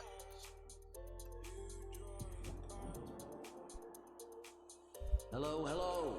Exhibition is that way. Donation box just over there.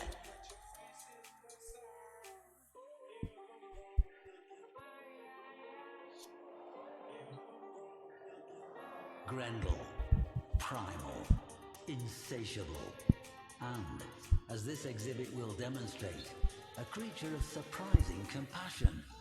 After the fall of the Orokin Empire, a surviving Orokin executor, a violet-scented brute named Karish, lorded over Europa's frozen, famine-struck city of Ridda. Save within his walled manse, the moist and loathsome Karish lived a lavish life, while his frail citizens obeyed every edict in the hope of receiving his pre-masticated table scraps.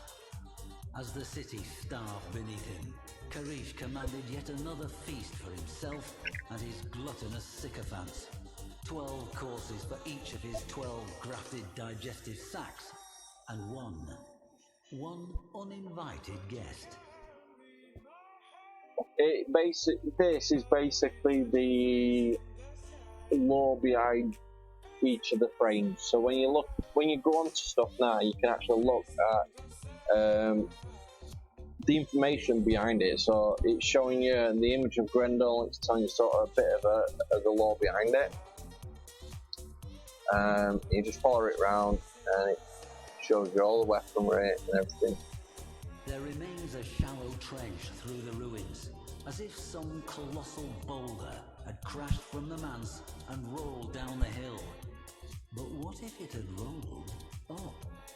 Imagine, if you will, Karish's Dax on the day, peering out, dumbstruck by what they saw. They readied no blade, sounded no alarm, as the expanding orb of gristle hurled toward them. And then, in a spasm of giblets, Grendel was before them, his cutlery in hand. The masseter. I'll take a look for you afterwards. Scraps of cloth matching Grendel's unexpectedly elegant sayandana were retrieved from the site, hooked on the remnants of gilded gates, stained with evidence of his degustation. Indeed, most of the Orokin hangers-on who attended the feast became it, and Karish himself fled shrieking into the hills of Ridda as fast as his 12 exosac levitators would carry him.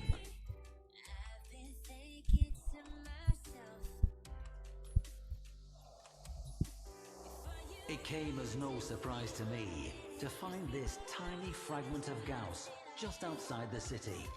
Indeed, if one thing is for certain, wherever we find evidence of Grendel, we're sure to find some trace of Gauss as well. Did they breach the city as a pair? Or did Gauss hang back to intercept returning patrols, generously letting his friend Grendel eat his fill at the feast within?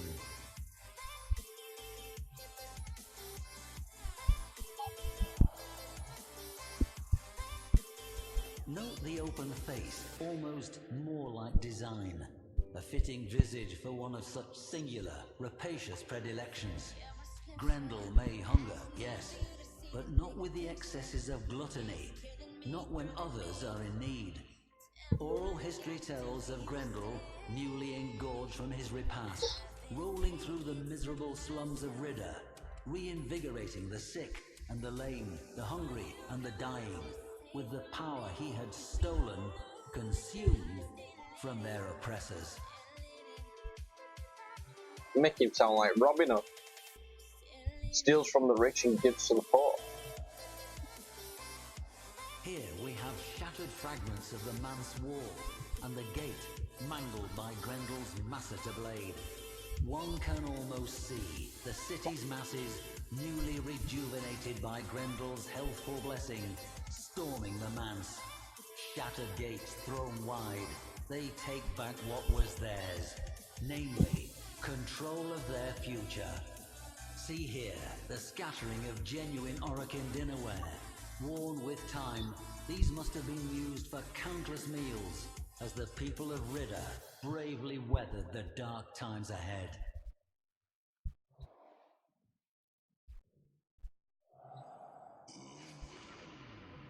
Many warframes have speed and litheness, but power, momentum, impact, these require mass. And there, the creased midsection, the seam, does it split? Yawning open with a jagged, vacuous aperture to who knows? A certain Orokin may have found out. That night, the people of Ridda ate their fill, feasting until the frozen mountains lit warmly with the dawn. It was toward those roseate peaks that the Executor had fled, pursued by Grendel. What his fate was, I cannot say. But as the people feasted, so the story goes, they were suddenly struck silent by a strange, deep sound. A rumble carried from mountain to mountain. A single, satisfied belch. So basically, he ate him and burped. Fair enough. Okay, let's have a look at market. We'll look for Harrow, shall we?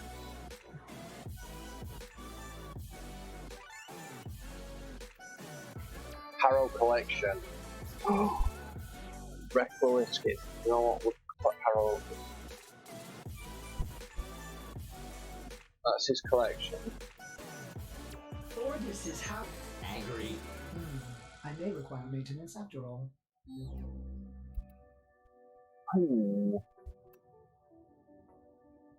This is what I wanted to start. Looks pretty decent. Oh, yeah.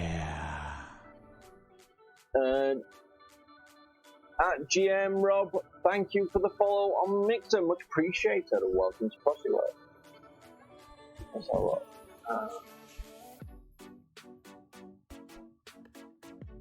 Okay, don't really give you a full on.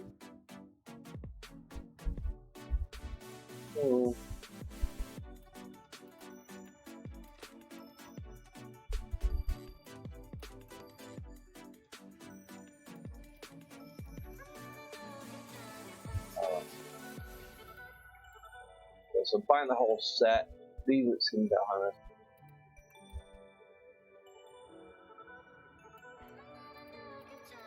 They all come as part of the package. I already got that one, I think.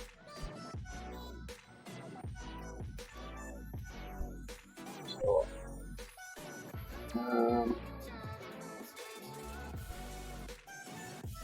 knee pads, shoulder pads, chest plate, and sitting down here at the back. Do it. Okay, so for these. Oh, that's not too bad. I like that. With little wings, it's like a dragonfly. Oh.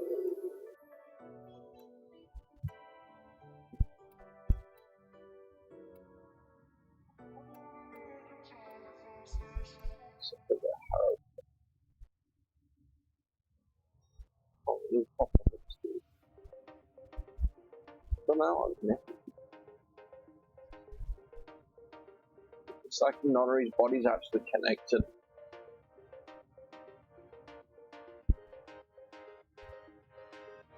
Pretty decent. I like the colour, the way it's actually moving.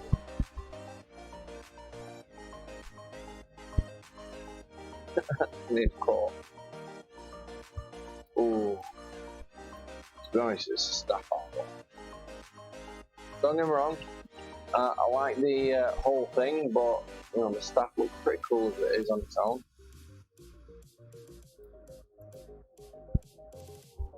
No, unfortunately, it doesn't seem to be showing.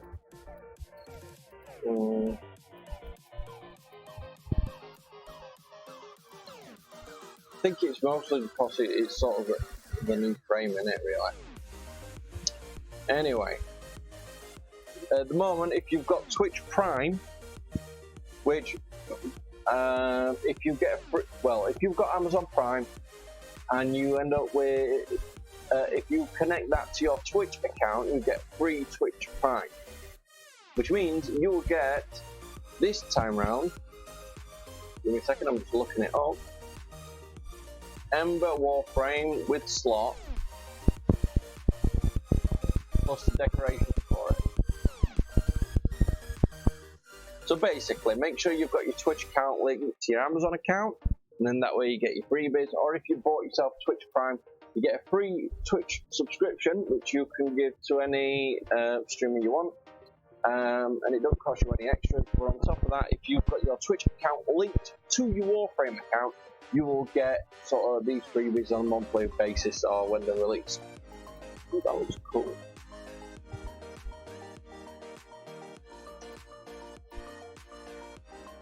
Oh, the turn it myself. One of them folks love. What's that?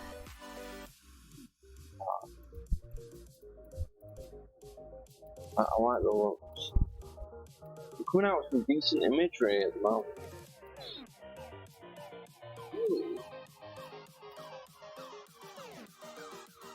Titania Empress Collection.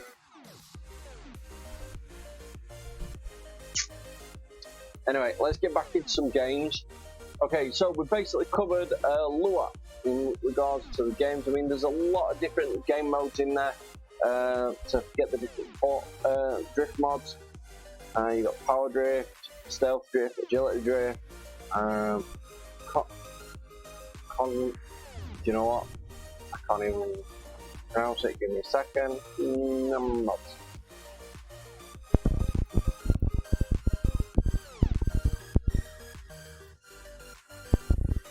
There we go. Endurance, running, speed, stealth, power, and coaction. Yep, as well as agility. Yeah, so it's basically 9 drift mods.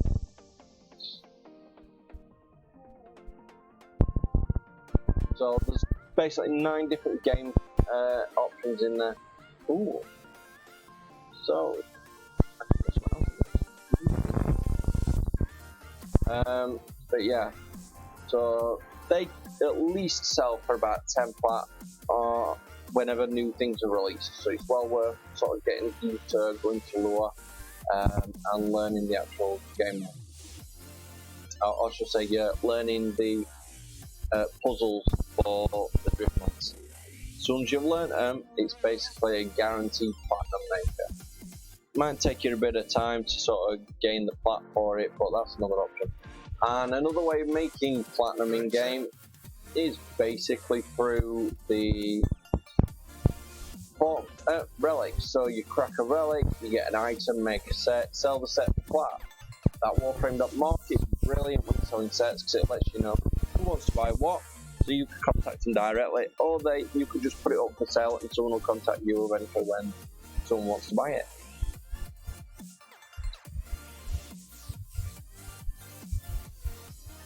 Alright, Rez, no problem. See you again later, mate. Thanks for dropping in and saying hi. Much appreciate it. Let's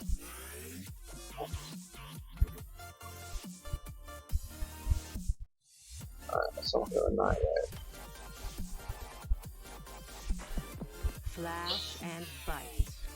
The day is won not with a strike to the heart, but 100 cuts about it. You know it. Let's see, Silver Grove. See, I ain't even got platinum to buy this basic weapon. I need to make some, to be honest, which I'll do at some point. They are sort of, you have these in regards to a carrier, that's the main item, then you have its weapon underneath. Those three are basically the weapon. Are not yet leveled, so I need to earn some platinum to buy spaces for them. Oh, as I was looking at earlier on, I remember to let you know in regards to the stat. Okay, so the procs I was on about are these. So as you see, slash, electricity, and then I've got ear gas, which is toxic and fire.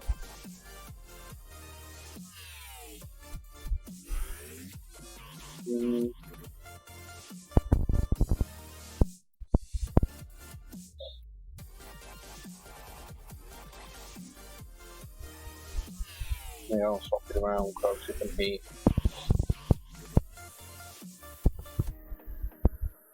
But the whole idea is to basically make sure you've got more than one type on it.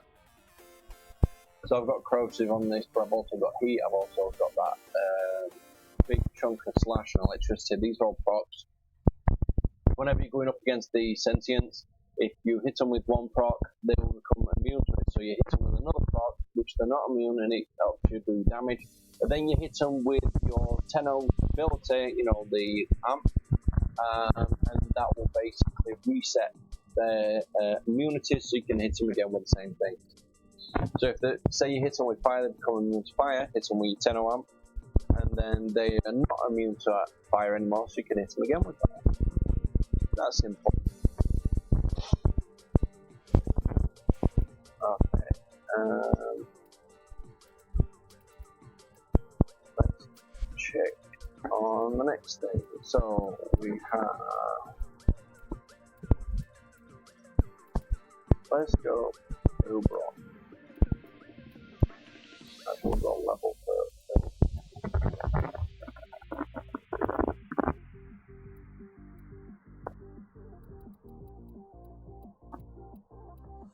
And some people are probably looking at these weapons and say, "Oh, you're a lot of weapons."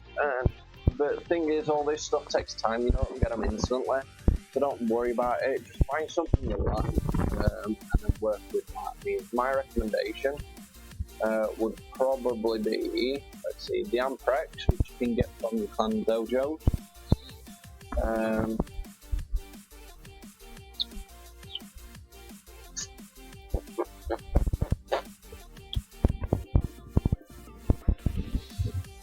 The Igneous Ray you can get, you might have to purchase that unless you're in an old style dojo where they actually have that, because it was part of a game event before I even started playing back on Warframe.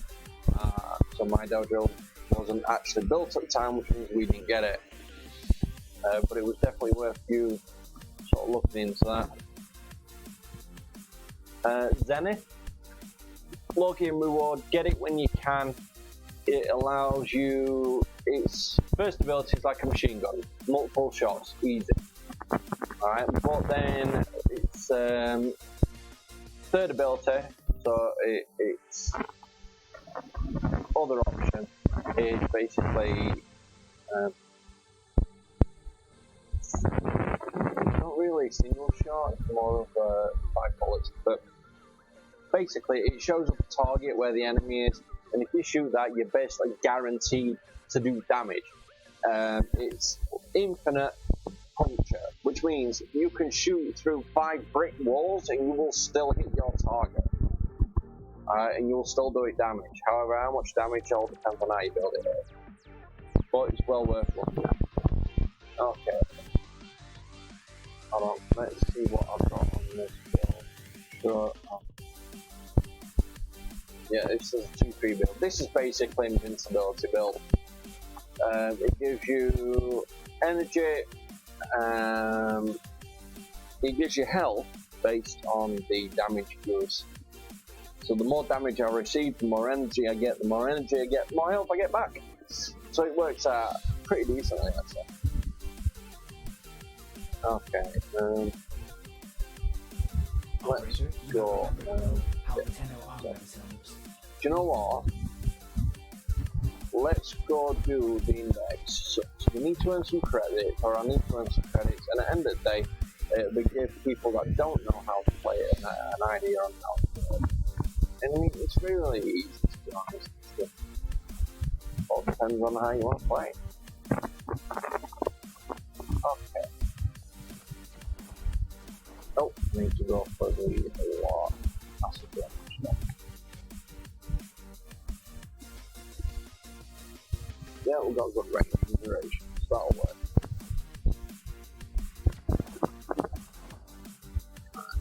I'm going to go straight on to the middle level because, well, I've actually played this quite often, so I know what I'm doing. But the process is the same for everybody. Hold on. Yep, well, probably.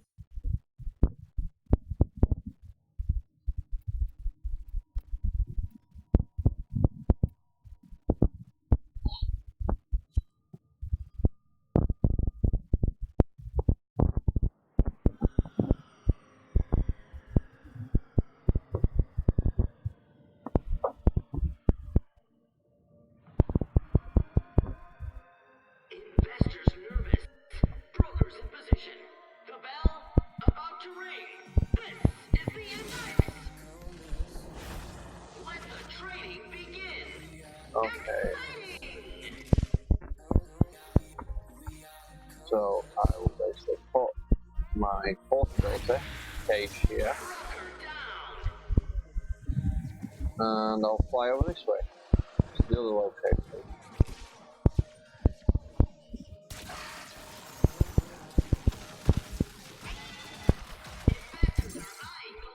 Now what happens is you heard that chink sound, that's me picking up that crystal that's floating around my body. The idea is you collect them and drop them in at the other location to gain points. So just chase there. There we go. And this is all I'm doing. This is all I need to do anyway. Enemies get caught by my cage, get pulled down, they take damage. Simple.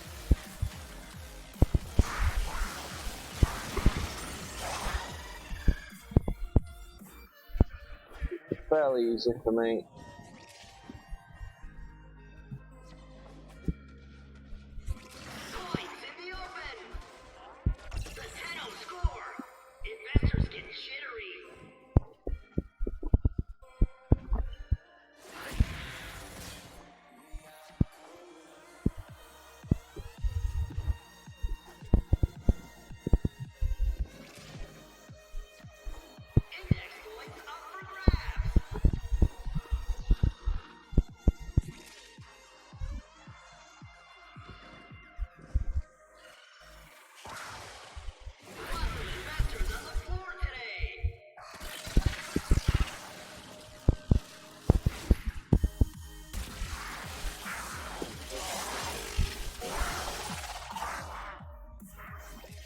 Oh, and you can pick up actual mods at this location, but they're only mods you can only get from here.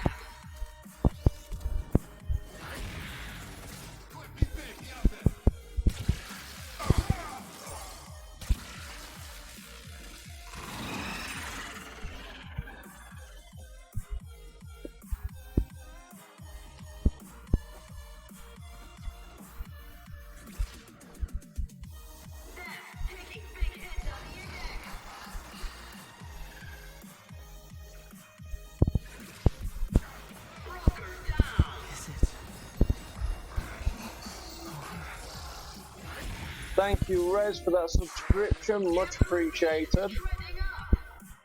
I'll sort out your Subscription on Discord momentarily.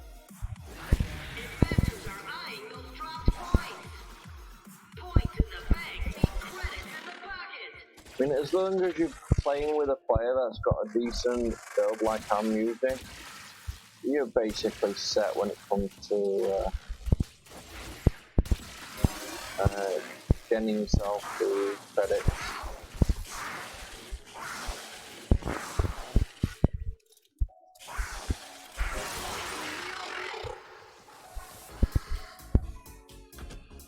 And what I'll do is I'll show you all my build after this match, so you can have a decent look at it.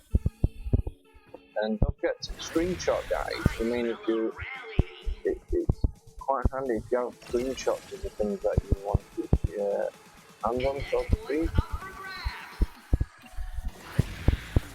I mean, this build is basically set up for defense game, and that's it. I mean, Holding lots of points is dangerous and thrilling.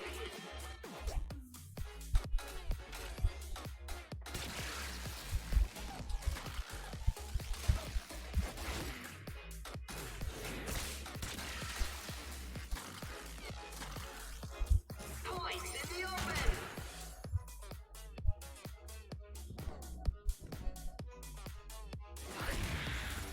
It's a hostile market for Annual Corp.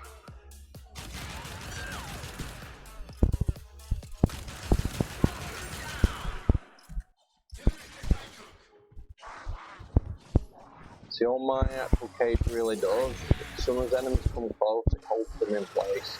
You can't run away, so they're basically sitting ducks to be killed. That's it. I mean, pull them to the side, and then whoever is close enough takes a few pot shots, kills them off, sorted.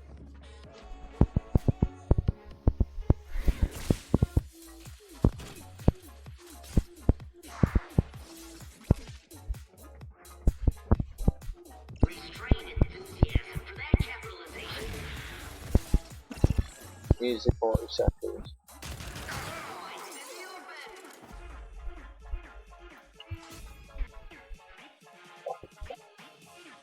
We can easily do one more, it's free credits. Seriously, you're gonna bail after one? Never mind, I'll do it myself. Meow.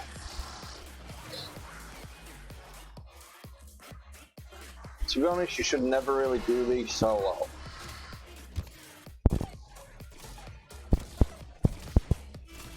What the fuck?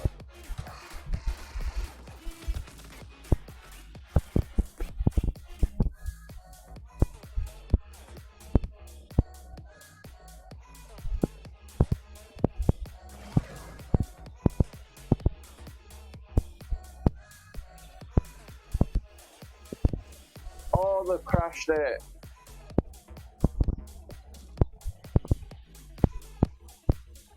I can't even spawn.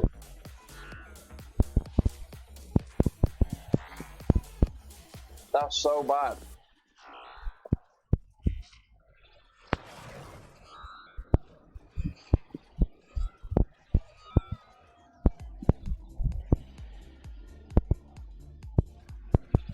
I can't even open up the escape box either. I literally might have to close the game and reopen it just so I can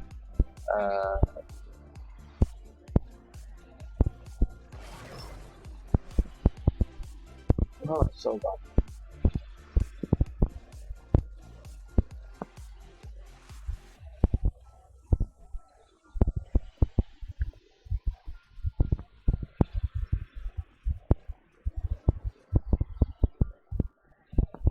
Come on. Okay, guys, it looks like I'm gonna have to alt F4 Warframe because they crashed it. 3 left and I stayed and it crashed. Okay, so Bear with me a second, I'm going to switch over to my AFK screen just while I do this.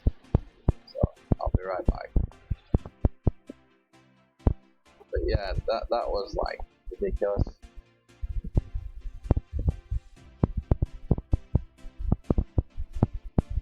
I'm hoping I haven't lost my credits. Well, I know I should have at least got the credits from the first round. That shouldn't be a problem. The credits for the second round, I'm not too sure about.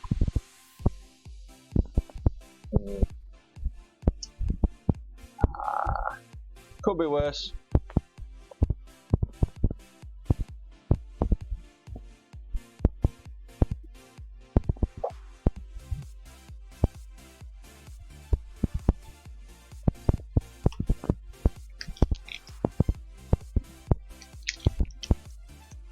Game's just loading now, won't be a moment, guys.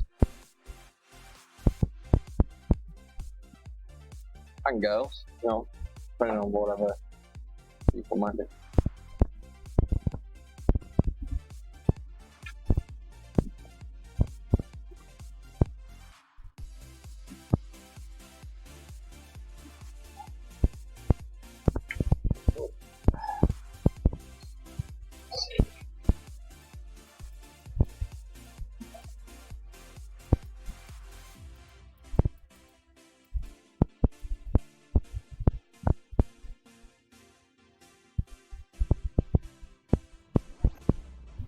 There we go. We're back in. Won't be a moment. Your reactions fall within expected parameters. Outcomes have been mapped. Continue as you are. I shall be waiting.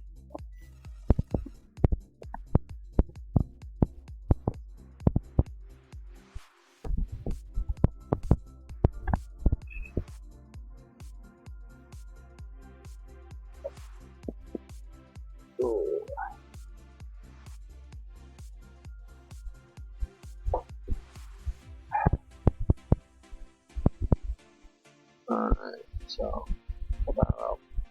And we're back on screen. Sorry. Oh. Yeah, that was a bit pain in the butt.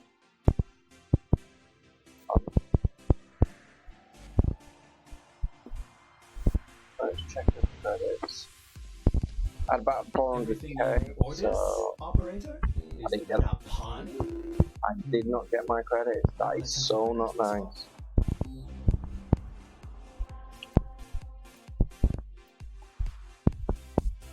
Okay, good blast. Another 40k credits.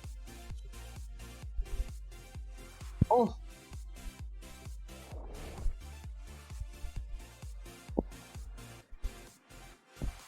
I just for reference, if anyone is playing on the PC and you want to earn some credits, let me know.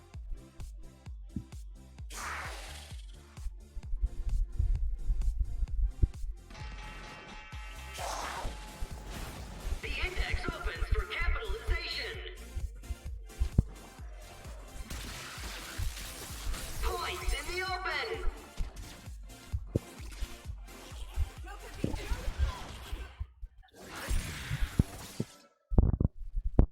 It's a hostile market for annual corp.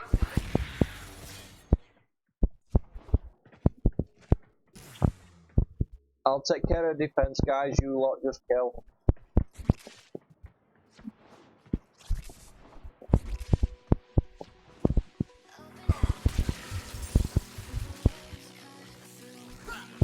Broker down.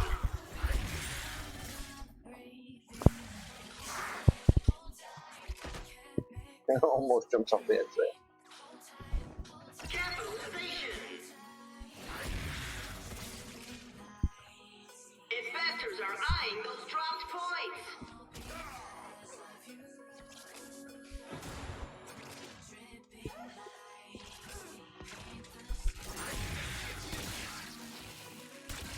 Broker down.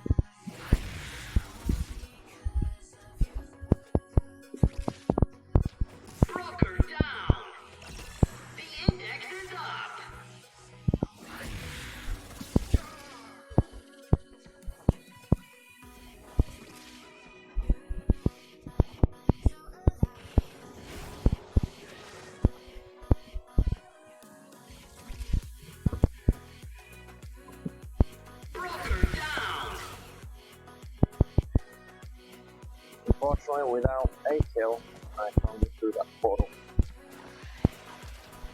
But this is it. This is basically all I really need to do is put a cage up, Points in the open. collect one of those, and run around. That's it. I mean, it's not exactly hard, but it is a really good way of farming credits. There used to be some other mission types available to do that, but unfortunately they got removed. Pity though, they were pretty light, pretty decent.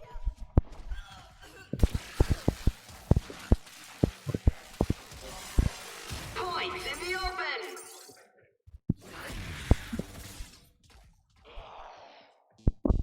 Investors smiling on that capitalization.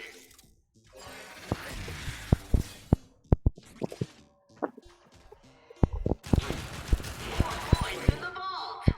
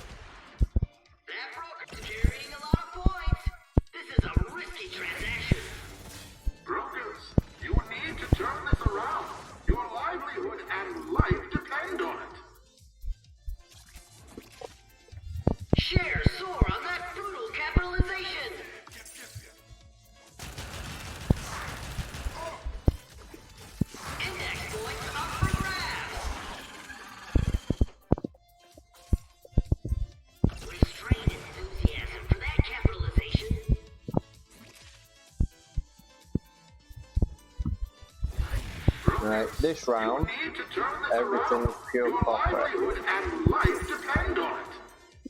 Investors are eyeing those dropped points.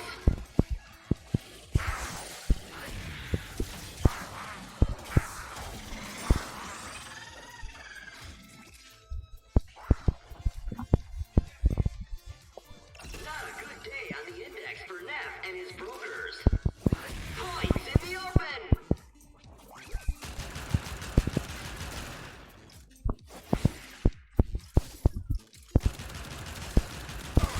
Broker down.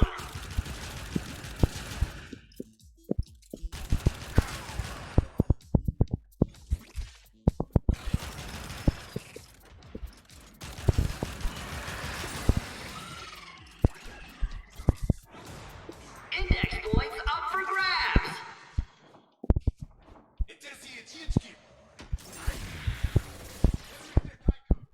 Neff taking big hits on the index.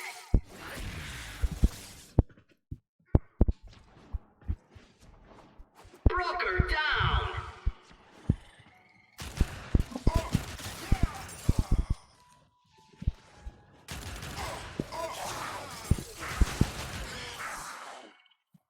Seems so relatively easy just with a spray.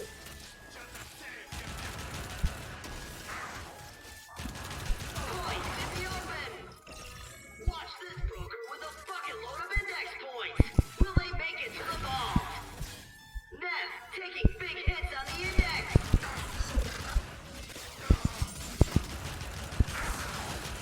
The Deno are splitting up the index. Index points up for grabs.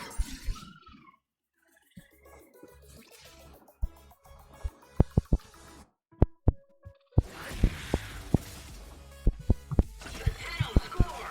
Investors get jittery.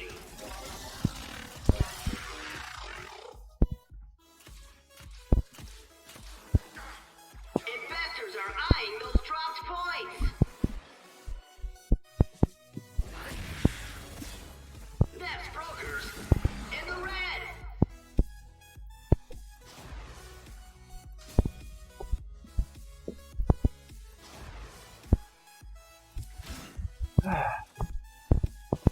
So at the beginning we put in as credits to get us cash. And there you go, we've made 2 runs, we've got a full 200 and profit.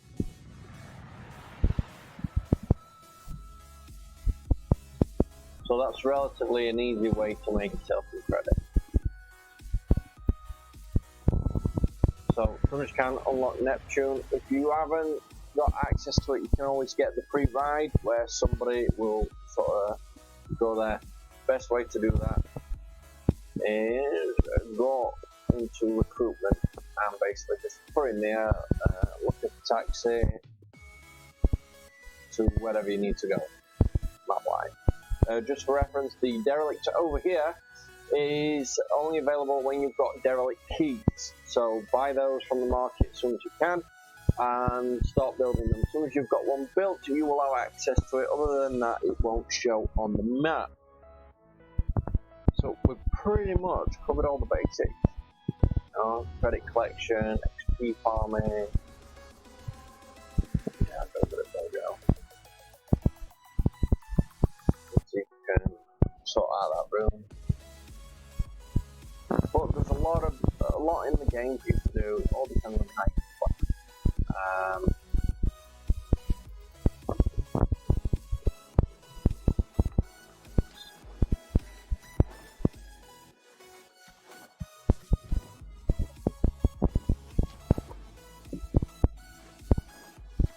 I mean, if you want to play Leecher, sort of leech your XP off everyone, go with a group of players that don't mind it, and that's fair enough.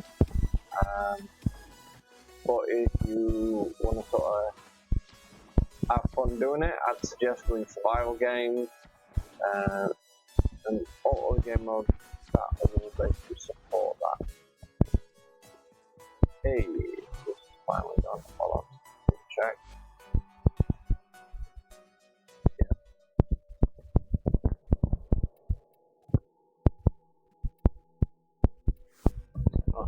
So this will take me 2 hours. So once that's done, I can then put a normal corridor / corner room on there.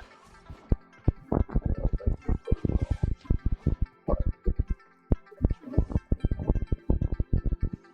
no, I'm going to take this spot now.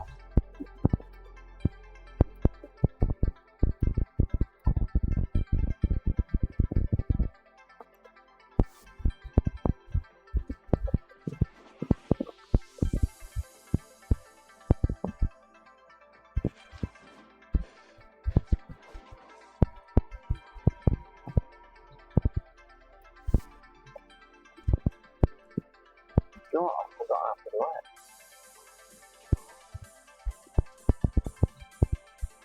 Give me pain.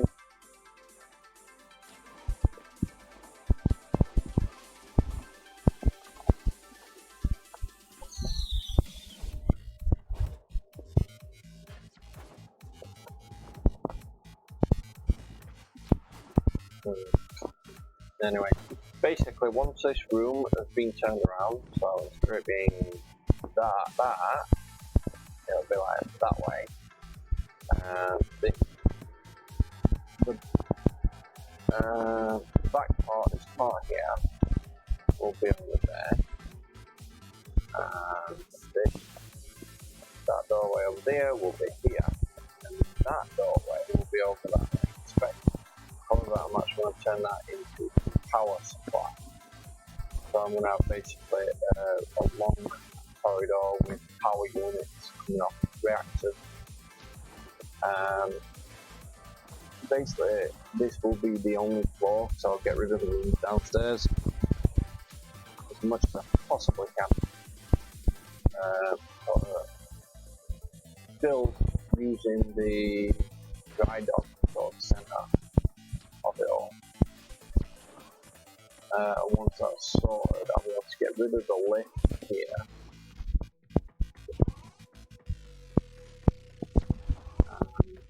Get rid of this lift and put something else in place.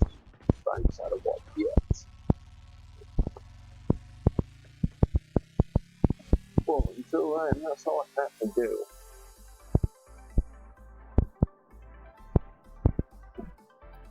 One of the things you'll find about Warframe, there's a lot in here to do.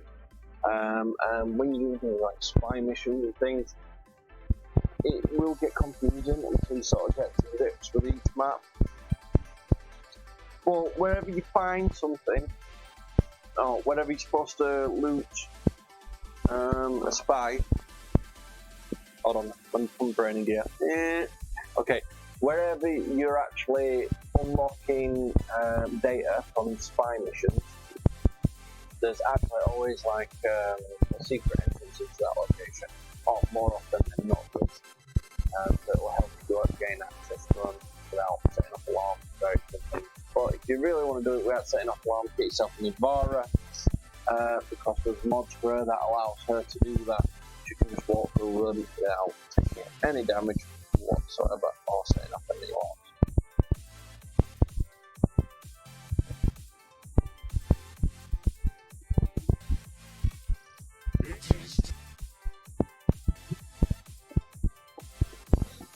Okay, let's take a look.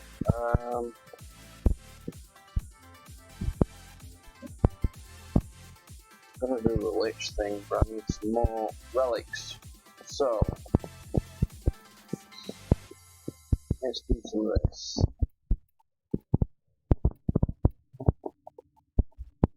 We'll do this. We'll do mobile defense.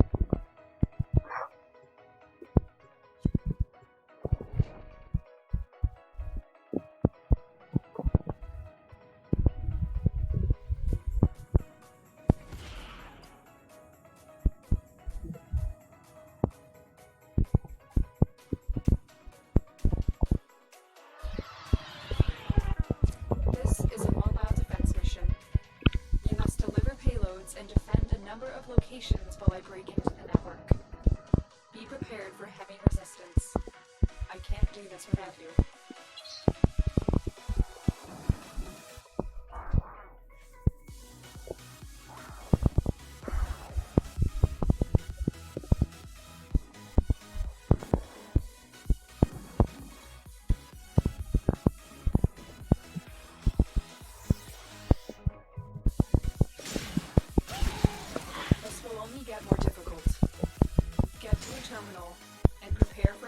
resistance.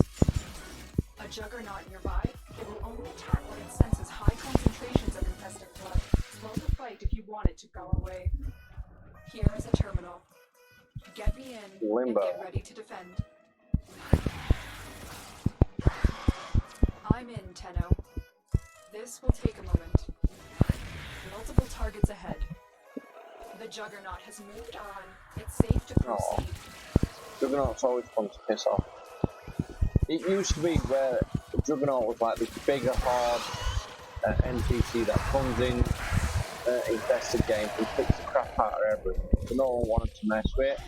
Now, it don't really matter. I mean, it's that easy to kill. It's like, well, lame.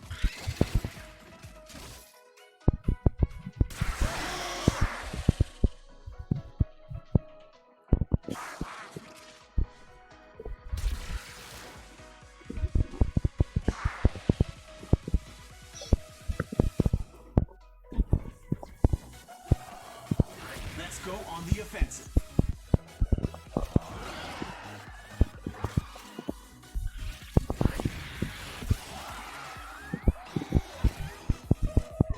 Area completed. Move on.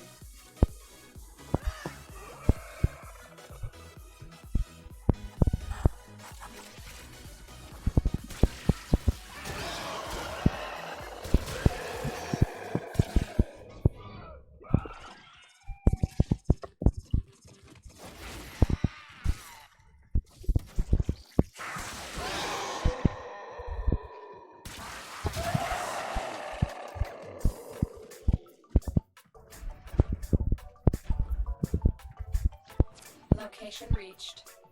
Drop me in and defend our position. I'm in, Tenno. This will take a moment.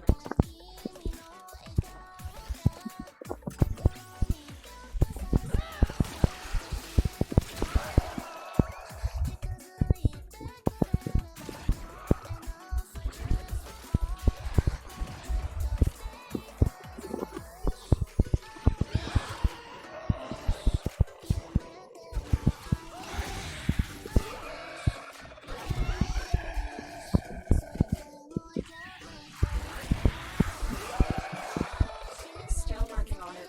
Continue to defend.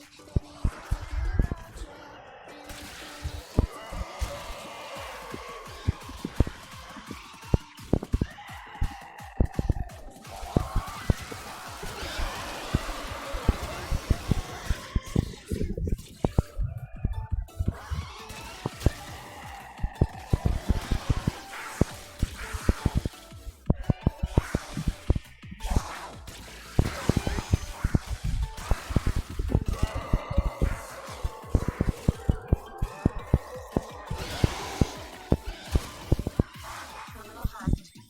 Keep moving.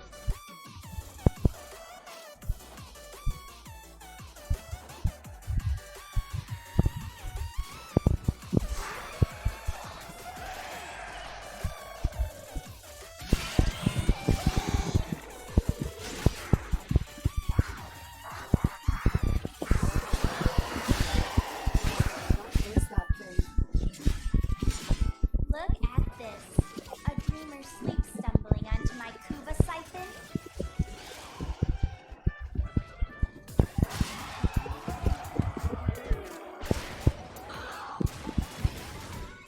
The resonance frequency has changed. You're onto something, Tenno.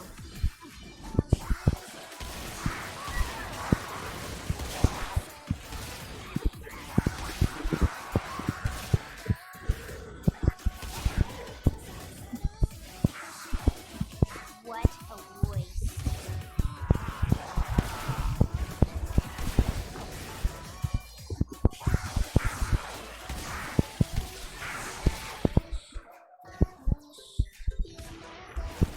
Terminal spotted. Upload me and prepare to defend.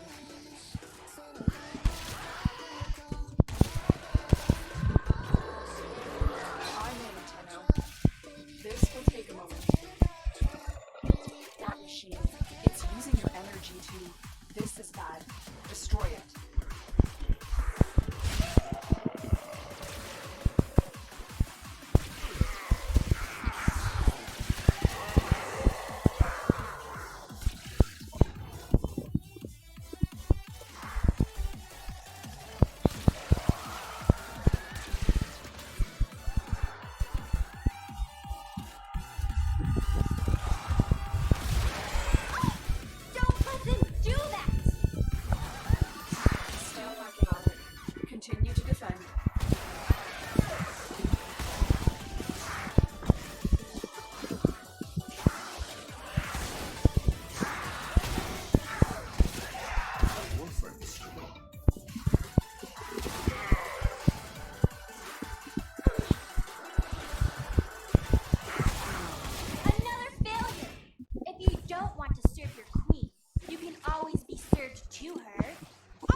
dinner time!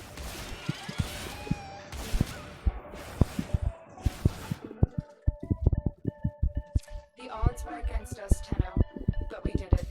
Mission complete. Multiple biosignatures detected. We've got infested incoming.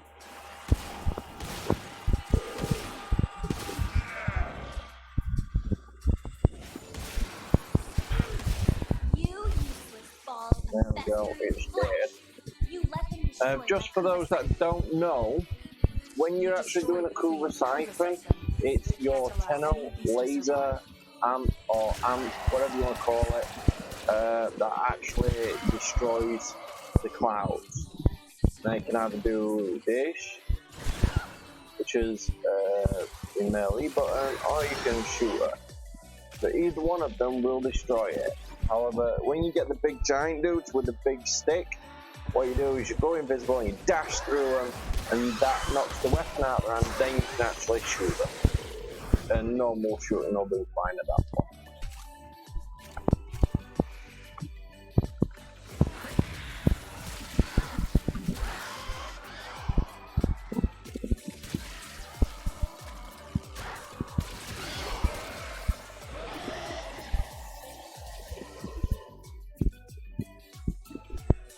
If anyone else got a question, feel free to ask. There's no such thing as a dumb question. It's worth you asking, and then that way you will know the answer. But on top of that, if I don't know the answer, then it is something I should know. So I will find out, and then let you know. I'm going to put that in it. Hey, 613 Kuva. I was hoping for more, but what can you say?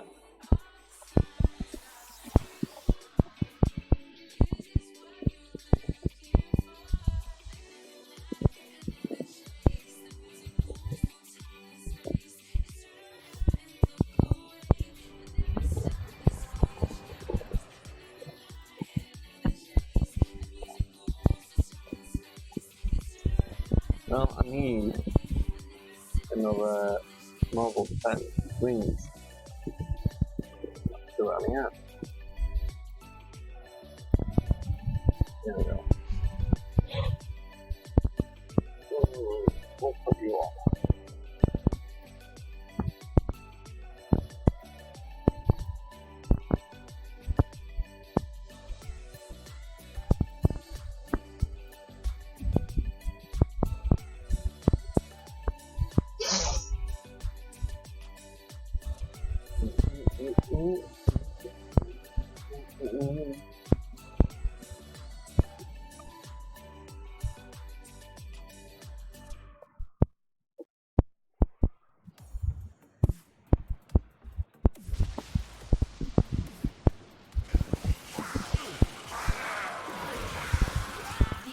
Dropping reactant. You are going to need more reactant if you want to open that relic.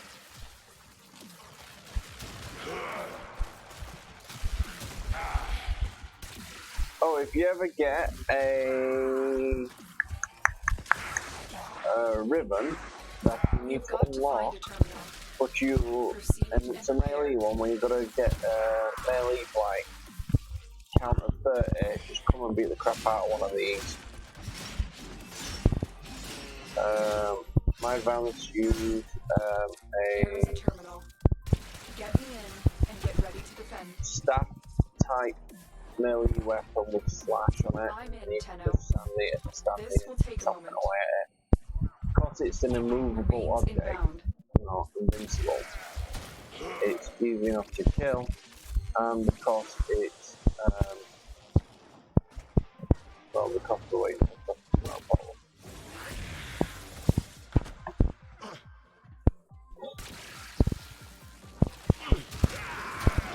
Sorry, brain will start working again in a second. Right, basically, because you can't destroy it, but you still do it damage, you'll be able to get your melee count up on it. And throw the all off place, the deactive, and then really bad.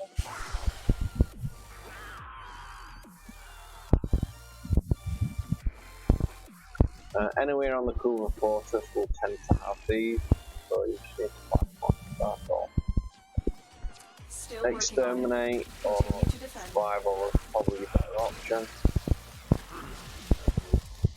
You're more likely to get them on first.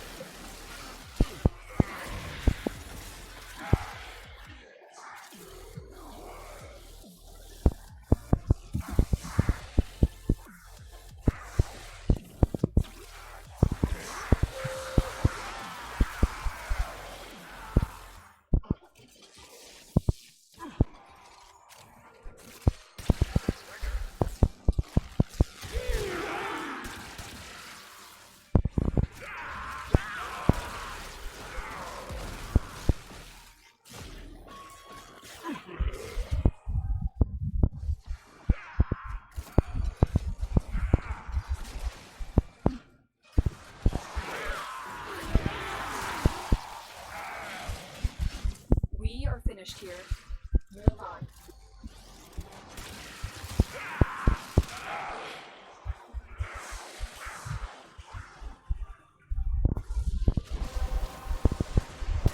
No, my Has been crack. cracked open.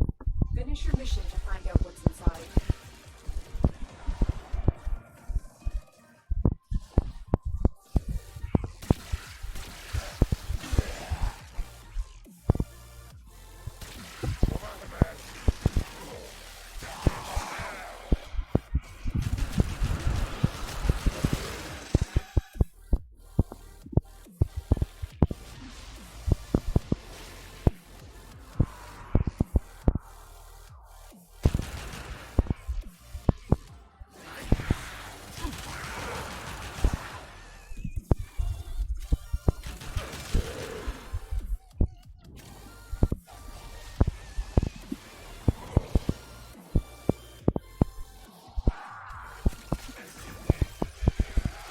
Terminal spotted. Upload me and prepare to defend.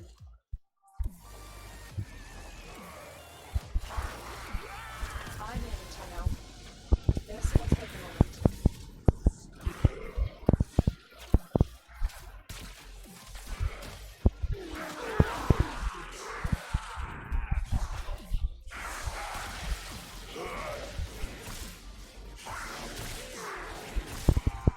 Someone's got a purple.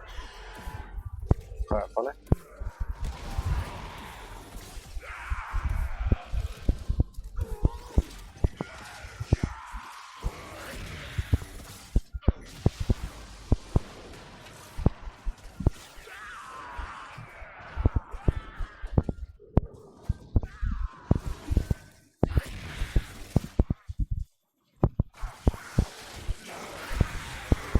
Come on.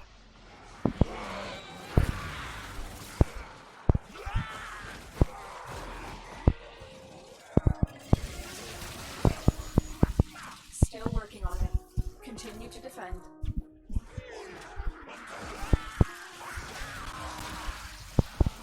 Should have had something like a Necros. Necros' ability despoil gives you additional drops, so that would really help out right now.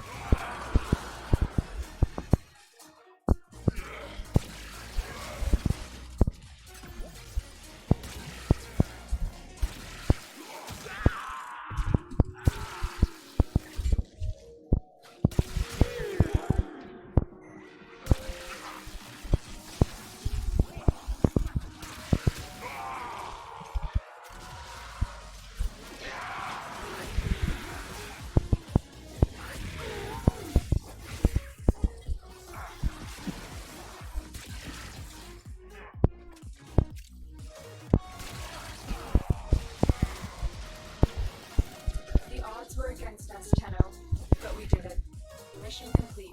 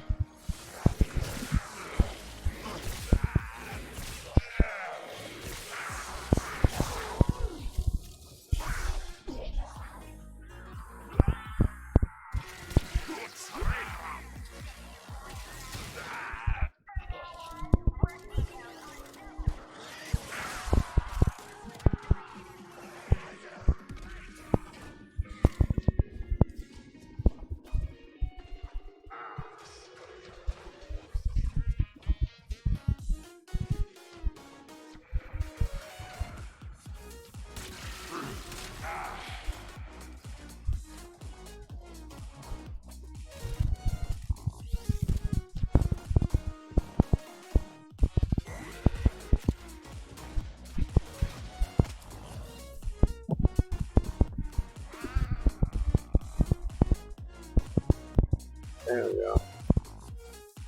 We'll stick with this. I don't own any. Oh, cool. I own 59k Kuva. I didn't realize that. The Mission path complete. to greatness Excellent work, is Tenno. walked one step at a time. Oh, yeah.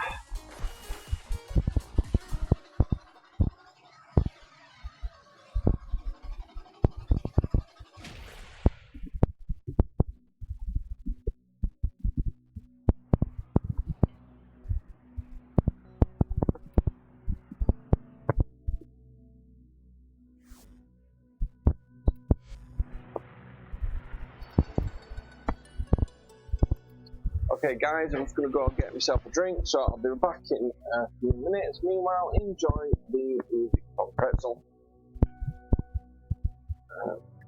I'll see you soon.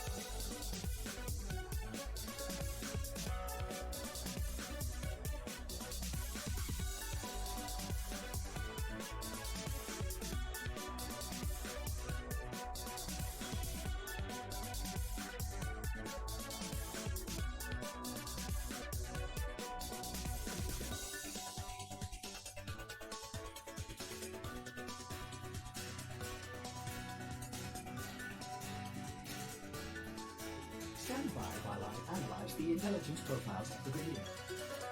Error, not a number. Did the operator enjoy this witticism? The feelings all inside you, denied you. I know that if we try, you and I will find a way to fight it.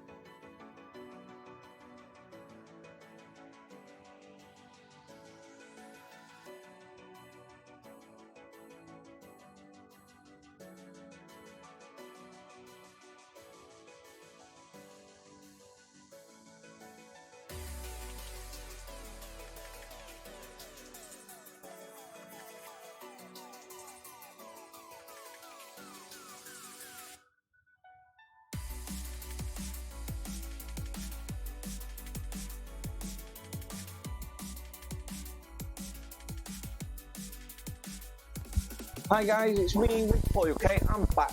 Thank you for your patience, and let's get straight into some more games. Okay, so just for those that are just joining, I'm currently streaming Warframe. If you've got any questions, feel free to ask them. I'm here to help out any new players or existing players. You mean, all's good in my book.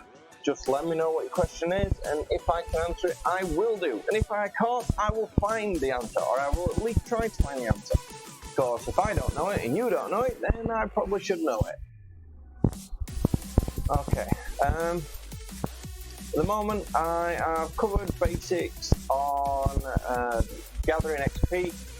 The way you get your master ranks in Warframe is basically through weapons and frames. So you level your weapons, you level your frames. That's it. And if you want to do that pretty fast, you can generally get one. If you've got enough stuff built, you could generally get one master rank per day. And that's as quick as you can do it, I would think. I mean, to be honest, you really do need to, in my opinion, you don't need to be doing that. You really need to play the game more. But, you know, it's down to each person, really, isn't it? So if you want to get your XP for your weapons and your frames, and you don't want to mess about with all else, just go to Hydra and do the defense missions there. Preferably go with a group of players you know that are willing to help you out with that. The reason for it is, on occasions when you go to Hydra, if other players have got the exact same idea as you, you can end up with 4 players literally all trying to farm XP with nobody actually doing the major damage. So you need at least one player to go with you that that's where I recommend that actually is able to do these CC damage for you. Anyway, now let's take a look.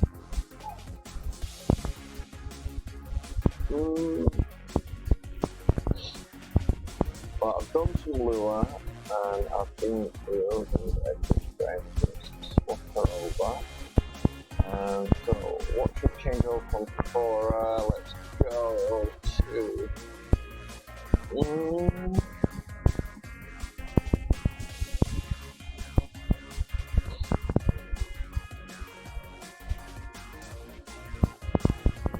Maybe survival would hide us? Oh, we got midnight still. Let's sell that. Don't worry about that. I'll put that on. Then.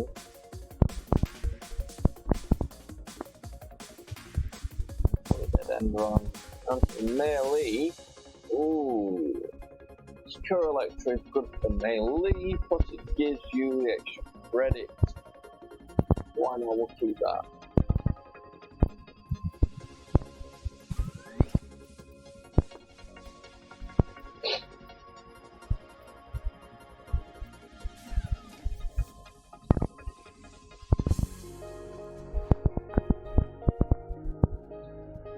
Okay.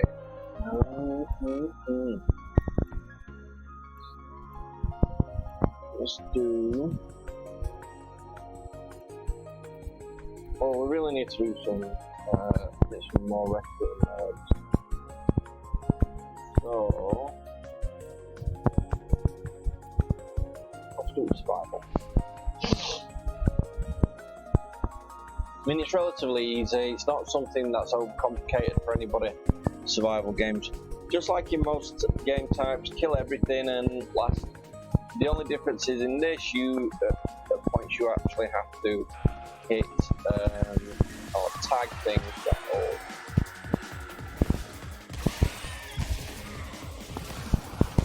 What a waste. Get ready for a capsule.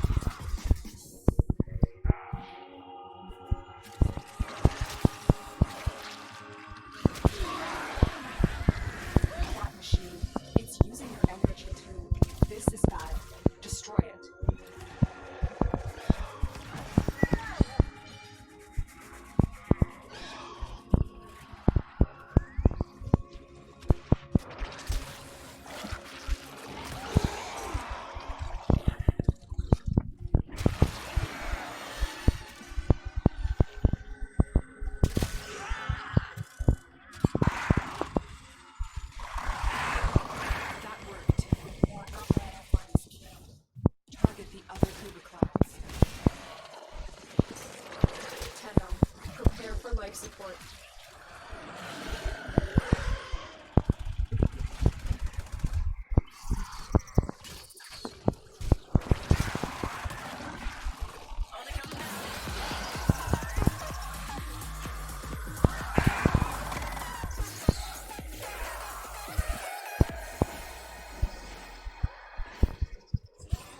I've delivered another life support capsule.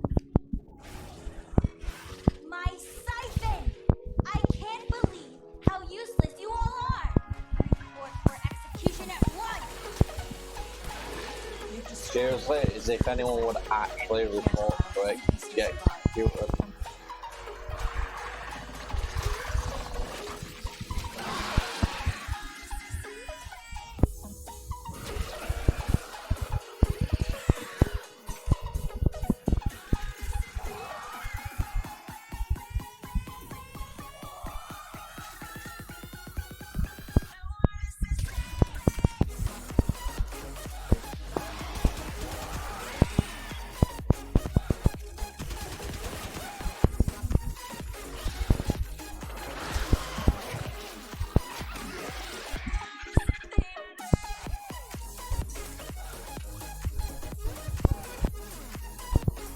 Life support on the way.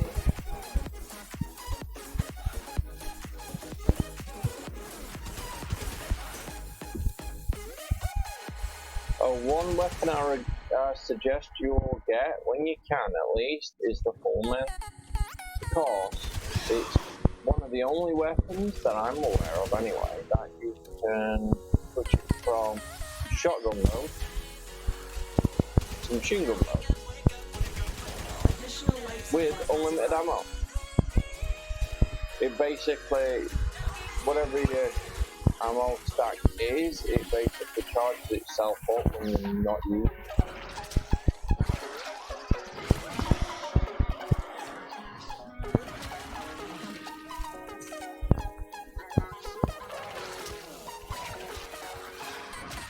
When you need it, extraction is ready.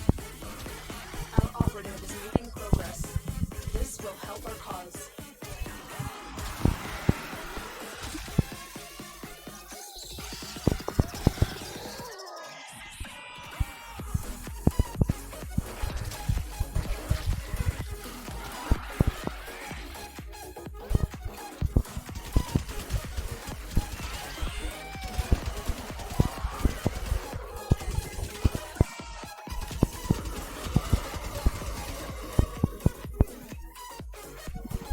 Life support incoming.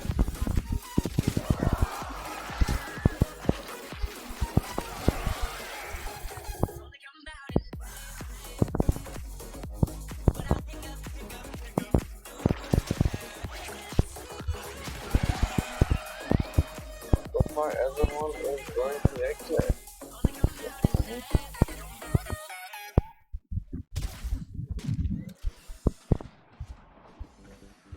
Another life support capsule is now available.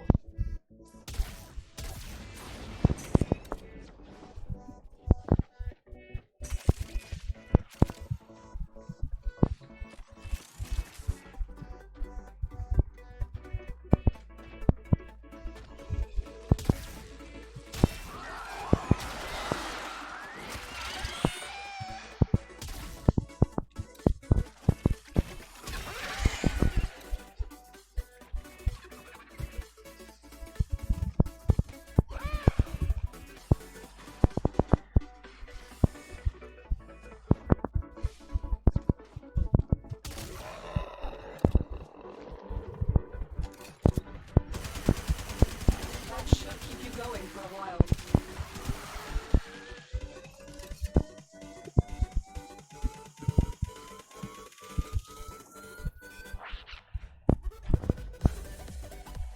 Life support incoming.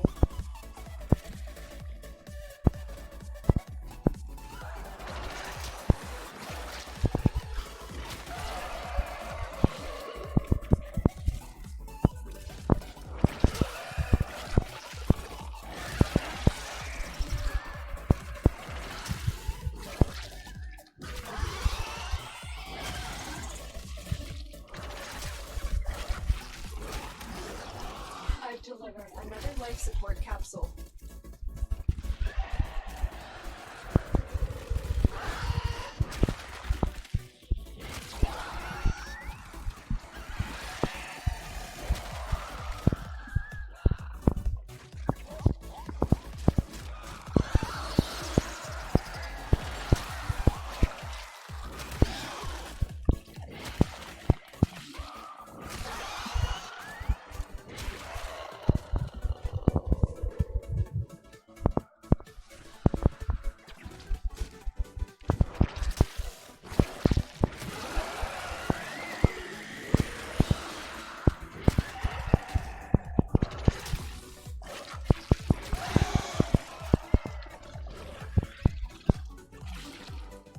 Probably looks like we want to go. Need to do proper survival. Life support activated. Get ready for a capsule.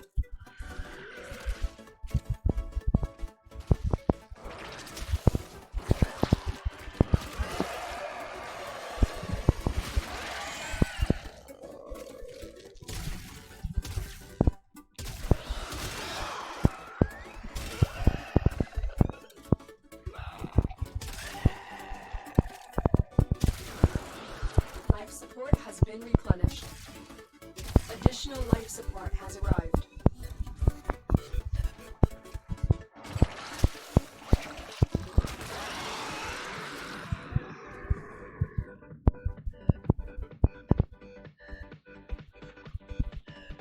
That should keep you going for a while.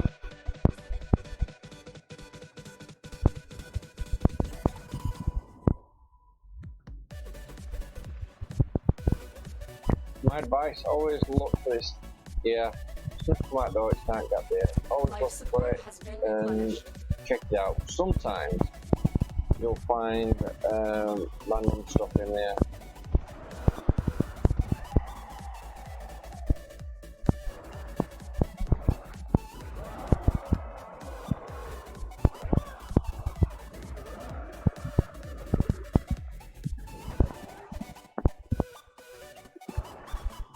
Life support on the way.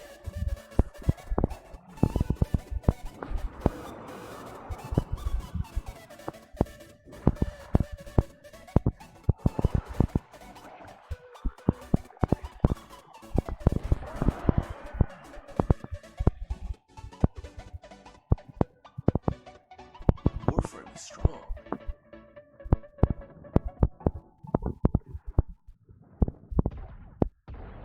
I've delivered another life support capsule.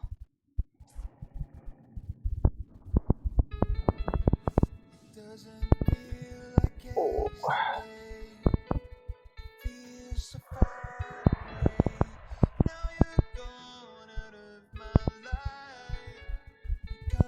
For the Lotus. Life support activated.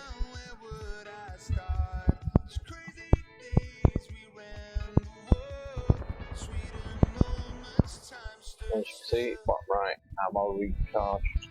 Brilliant. Another job well executed. Thank you.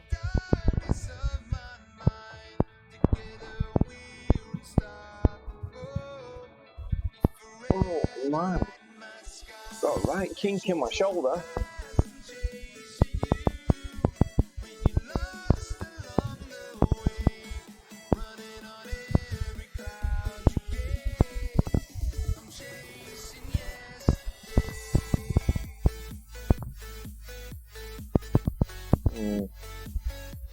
Let's go for the normal survival.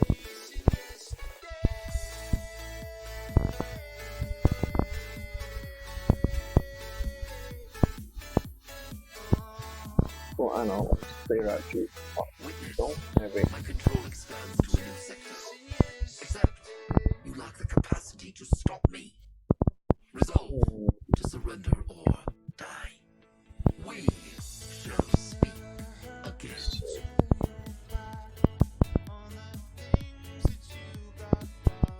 Fast. Oh no.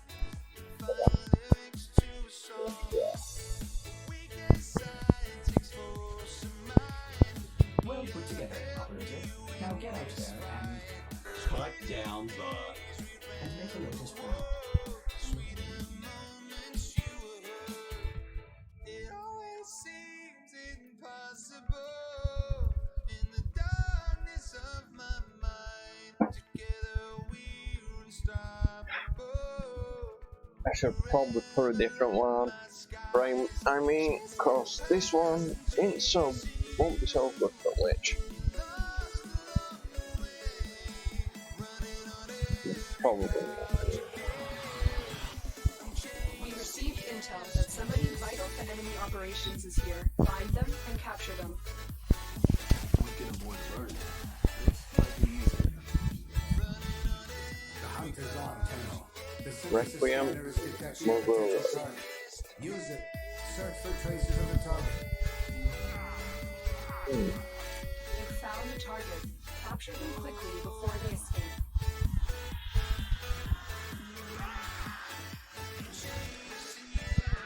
Mission complete. The captive has been escorted to the extraction point. Well done.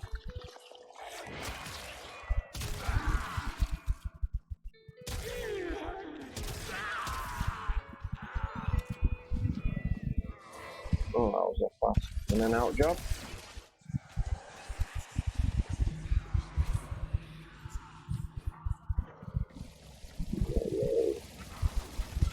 Good. Thank you, babes.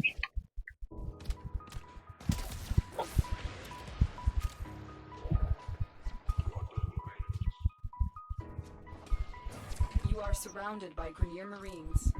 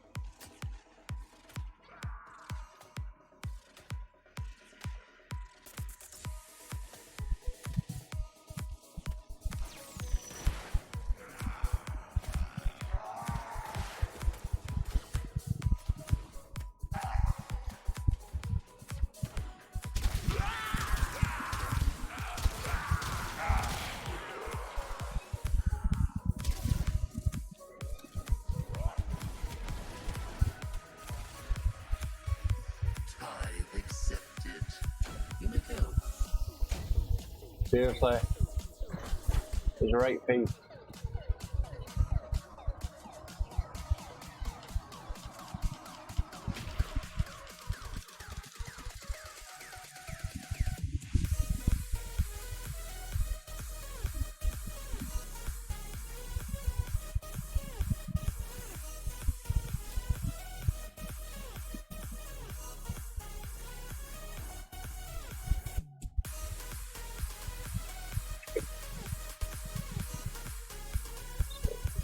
Excellent armaments, operator. Please return Covered in blood. safe and sound. I haven't even got a piece of that, like.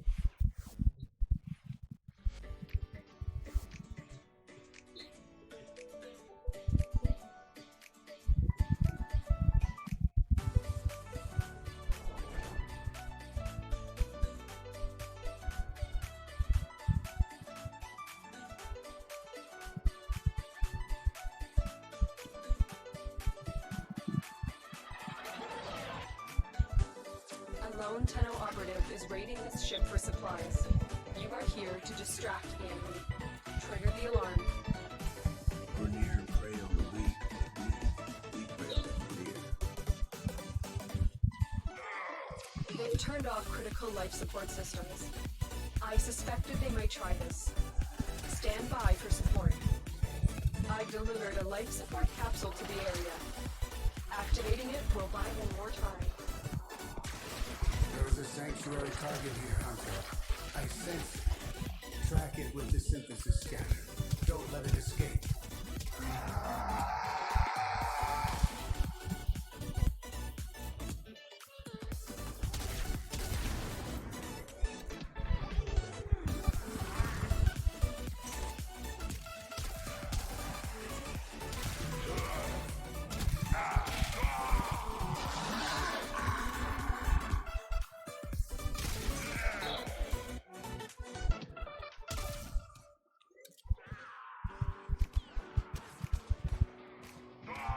Life support on the way.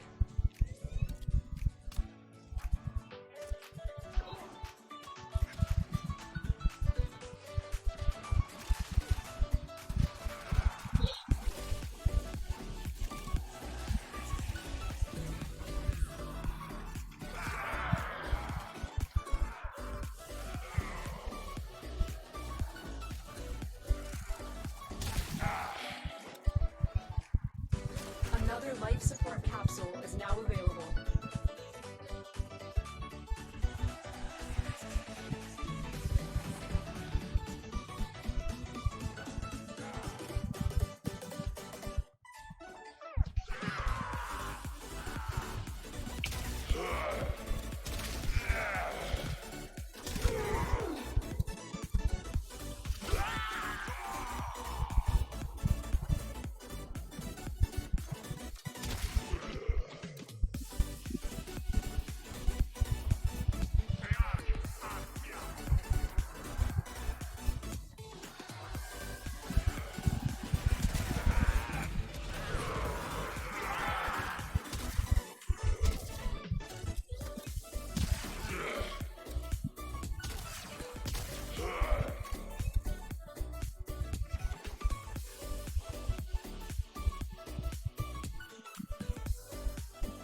Life support incoming.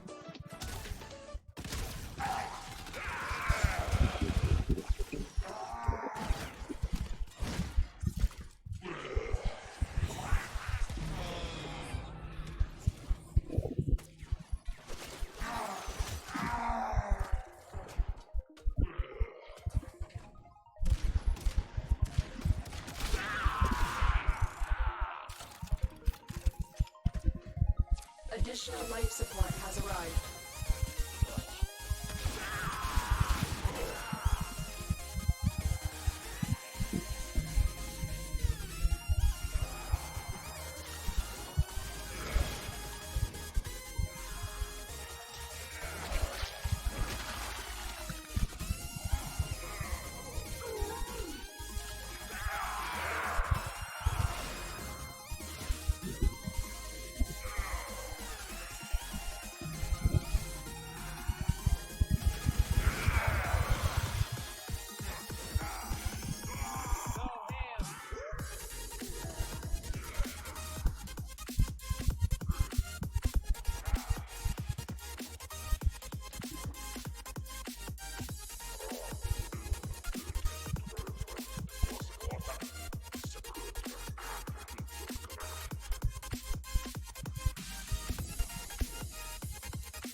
Tenno, prepare for life support. Prepare.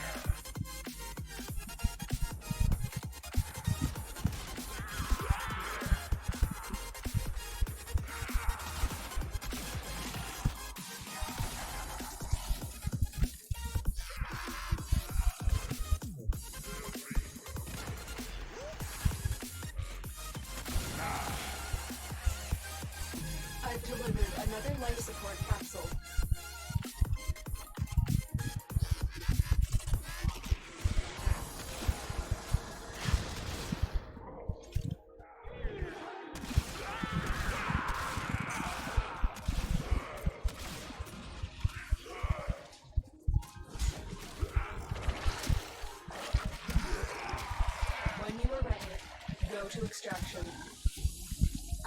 initiative is making progress. This will help our cause.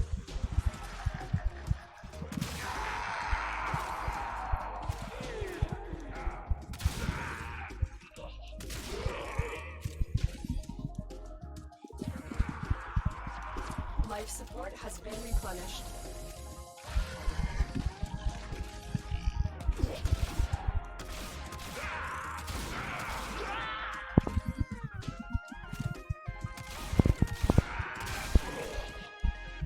Get ready for a capsule.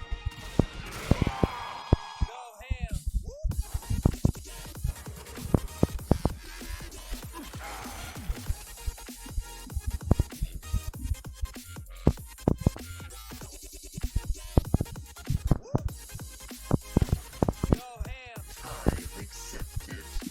In the go.